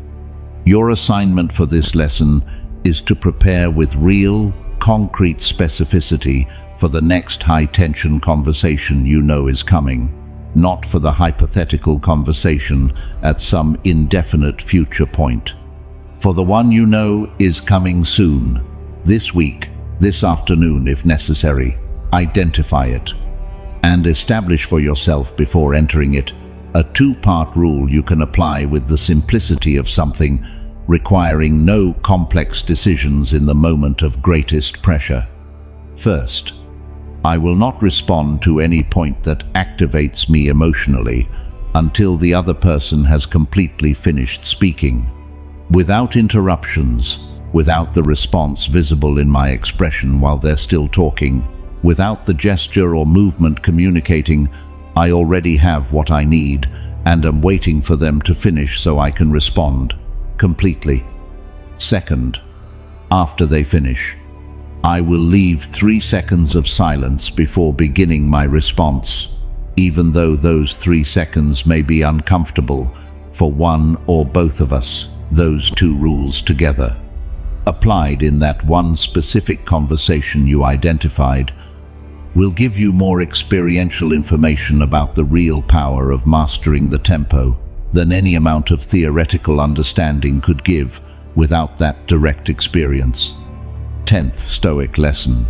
Today, you have a task that is simple but not easy. Before responding to anything that activates you emotionally, you're going to breathe once and ask whether this response brings you closer to or further from who you want to be. This is the last lesson of this episode, and I designed it as the last deliberately, not out of structural whim, because it contains in a single question and a single action the entire edifice we built in the 9 previous lessons. Every concept, every tool, every practice, the space between stimulus and response, the awakening from automatism, emotional temperature and time as antidote, the remote control and its deactivation, breathing as a training tool, judgment as an examinable process, 3 seconds of silence, mastery of tempo. Everything converges in this question, which you can ask in under 5 seconds, and which has the capacity to change the outcome of any interaction that matters in your life. If you ask it before, the automatic response takes the place of the response you would choose if you had that instant of awareness available. The question: does this response bring me closer to or further from who I want to be? 5 words, containing more practical power than entire volumes of theory on emotional control. Not because they're magic, not because the mere act of formulating them produces instant transformations, because they simultaneously do 2 things the automatic reaction never does. They create the space, however brief, between stimulus and response, and they activate, as reference, the image of who you choose to be. That emotional urgency normally has completely deactivated, right when you'd most need it present. Who you want to be, that's the compass without which the question has no north. And that compass can't be built in the moment of the difficult conversation. In that moment, emotion occupies too much space for deliberation about values to be accessible with the clarity it requires. It has to be built beforehand. It has to be clear enough and present enough in your self-awareness that when the question calls for it, it arrives quickly and sharply, rather than with the vagueness of something never articulated with real precision. Who do you want to be in the conversations that matter most? The kind of presence you want to be for your partner when tension rises, and both your systems seek the most familiar pattern instead of the most constructive one. The kind of father you want to be for your kids in the moments where they're watching how you handle pressure, and learning from what they see with a precision and permanence that would surprise you if you could measure it. The kind of professional you want to be in the moments where your reputation is defined, not by the projects you complete successfully, but by the difficult conversations you handle with or without self-control, with or without the space we're building. That's the compass. It has to be articulated before you need it. Not in the moment when pressure makes articulating anything with the required clarity the hardest thing in the world. Epictetus taught his students something that summarizes with extraordinary precision why this question works. The path to inner freedom doesn't pass through eliminating emotions, doesn't pass through always winning confrontations with the force of reason over impulse, doesn't pass through building armor that protects from everything that activates, and that finally produces an indifferent distance from one's own life. It passes through having a clear, consistent internal standard of who you want to be. That functions as an operational reference in every moment of pressure, not an unattainable ideal that produces paralyzing guilt every time you don't reach it perfectly. A real standard, specific, built on your own most genuine and deepest values. That gives you a concrete direction when the emotion of the moment wants to take you the opposite way. The question that closes this episode is the most compact and most accessible way to activate that standard. In the moment it's needed most, in the instant between stimulus and response, in the space where your freedom lives. Marcus Aurelius closed the circle of this practice with something his meditations repeatedly document as a central part of his end-of-day routine. Not a long meditation or an elaborate ritual, an honest review, simple, without paralyzing judgment, without the guilt that paralyzes instead of teaches, with the functional honesty of someone who understands that the purpose of seeing the gap between who he was today and who he wanted to be isn't to suffer it. It's to reduce it one more degree tomorrow. Where would the question have made a difference today? At what moment did the automatic response take the place of the chosen response?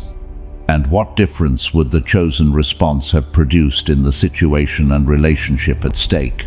That review, done with real consistency over enough consecutive days, builds a cumulative awareness of one's own patterns that no other tool can build with the same precision, because it uses the most relevant information available, your own behavior, in your own real life, in the situations that genuinely matter. Seneca described this closing of the cycle as one of the most valuable habits a human being can cultivate, and described it with the specificity of someone who practiced it as an integral, non-negotiable part of his inner life. Each night before sleep, the day is examined, not with the drama of someone punishing themselves for every failure, but with the serenity of someone who learns from every failure, with the equanimity of someone who understands the road is long and each day is just one step. Where was automatism stronger than choice today? At what specific moment? In what concrete situation? What would have been different with one more second of space? To carry into the next day one more degree of awareness about that specific point. To make the training a cumulative process, where each day builds on the previous one rather than starting from zero every morning, as if the previous work had never occurred. Your final assignment for this episode, the one that closes today's work and opens the work of the days ahead, is triple in its structure, but completely integrated in its purpose.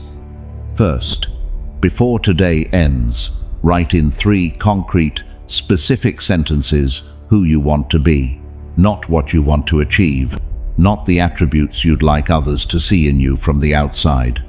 Who you want to be in the interactions that matter most, the kind of responses you want to give when the pressure is real and something you care about is at stake.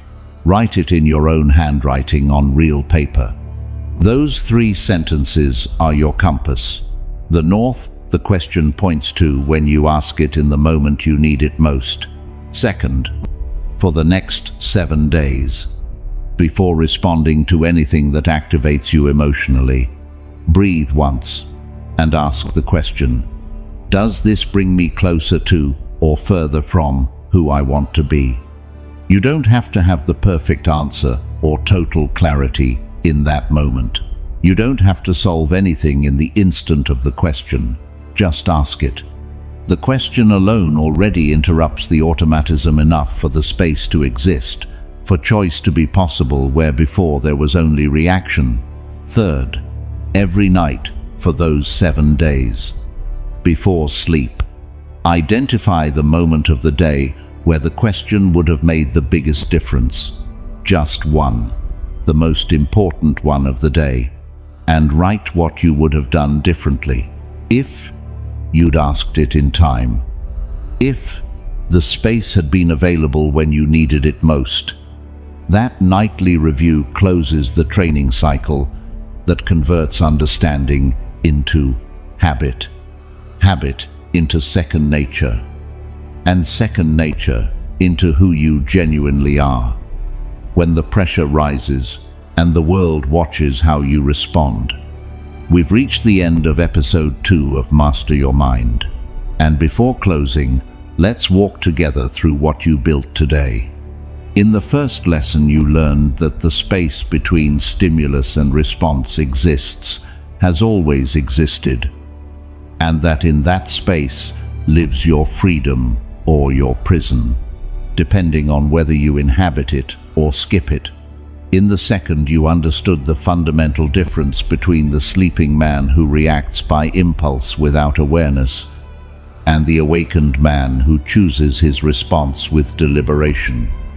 And you recognize that difference isn't one of temperament or genetics, but exclusively of consistent, repeated training.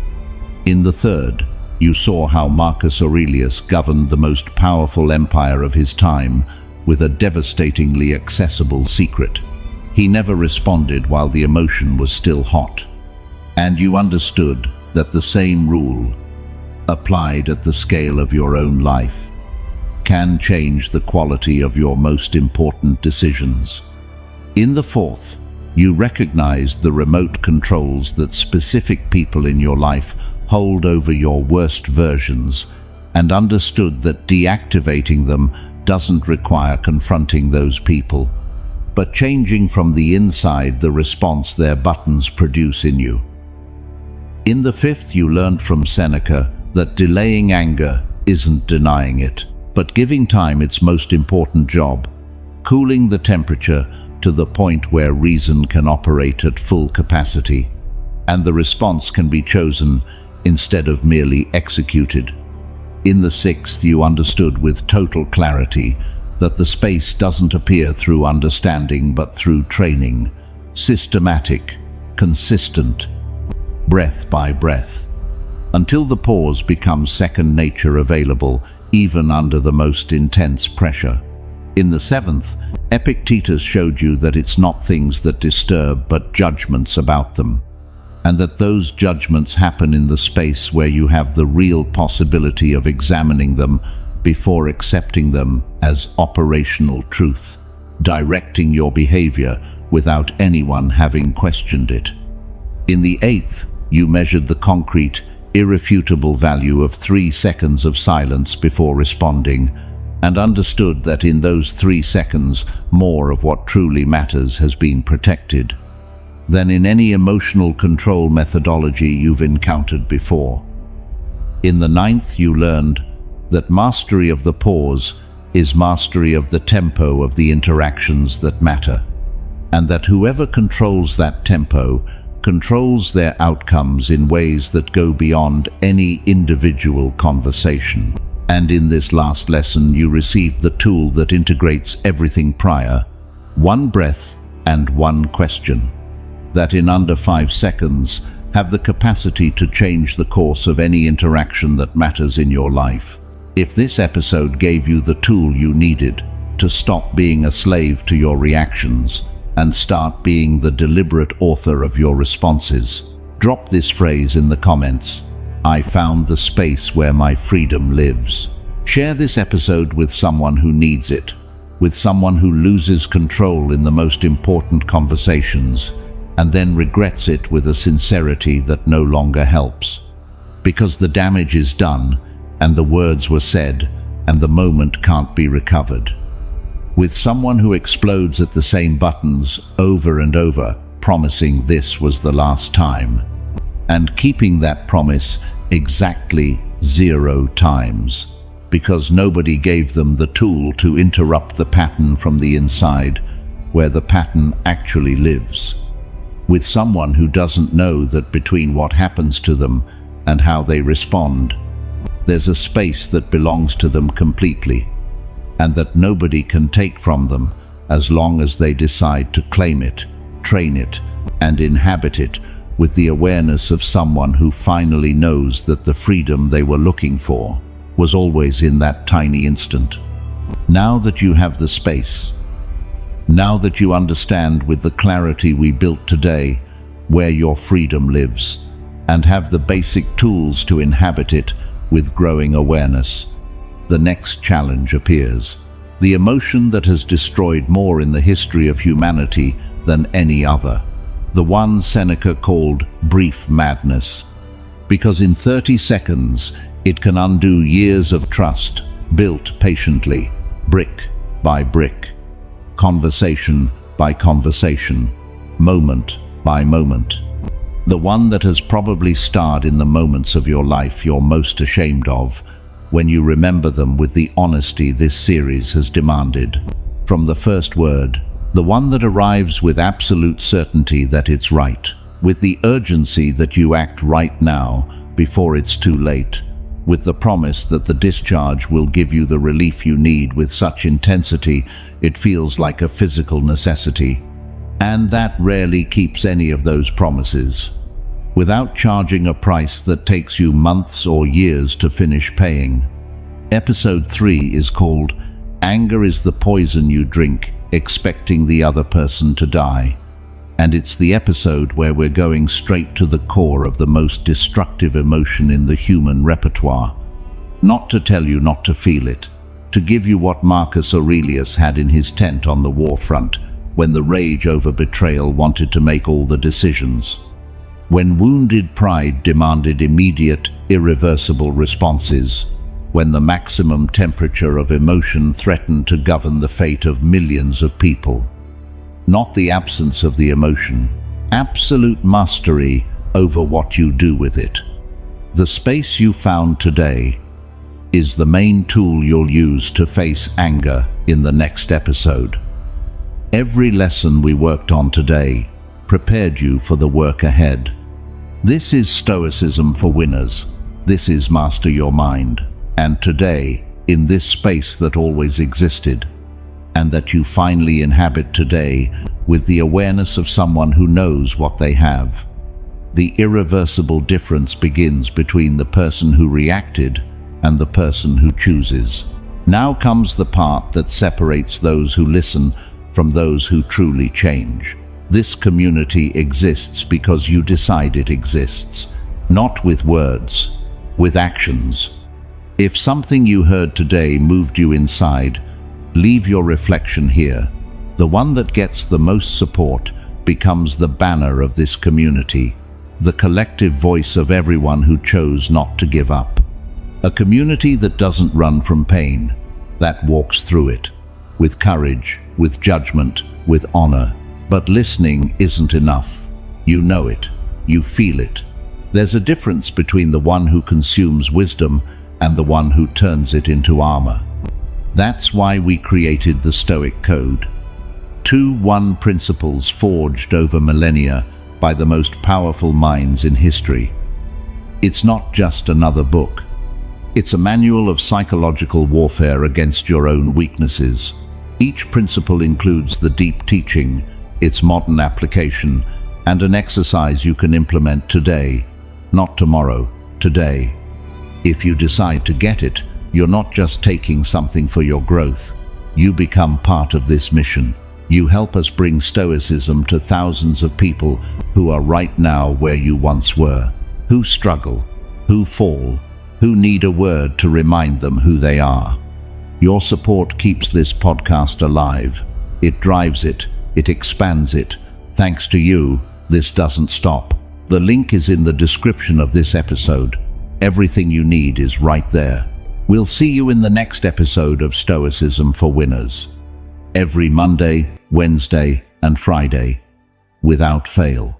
Stoic sessions designed to be with you when life gets heavy, when staying calm is hard, when you need someone to remind you who you are before you forget it yourself. Follow us.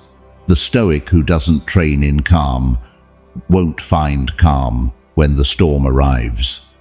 Until the next episode, we walk this path together, and every day there are more of us who choose not to give up.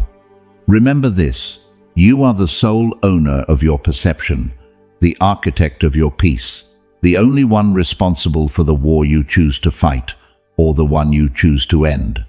That is Stoicism, not a philosophy, a way of being unbreakable. This is Stoicism for winners.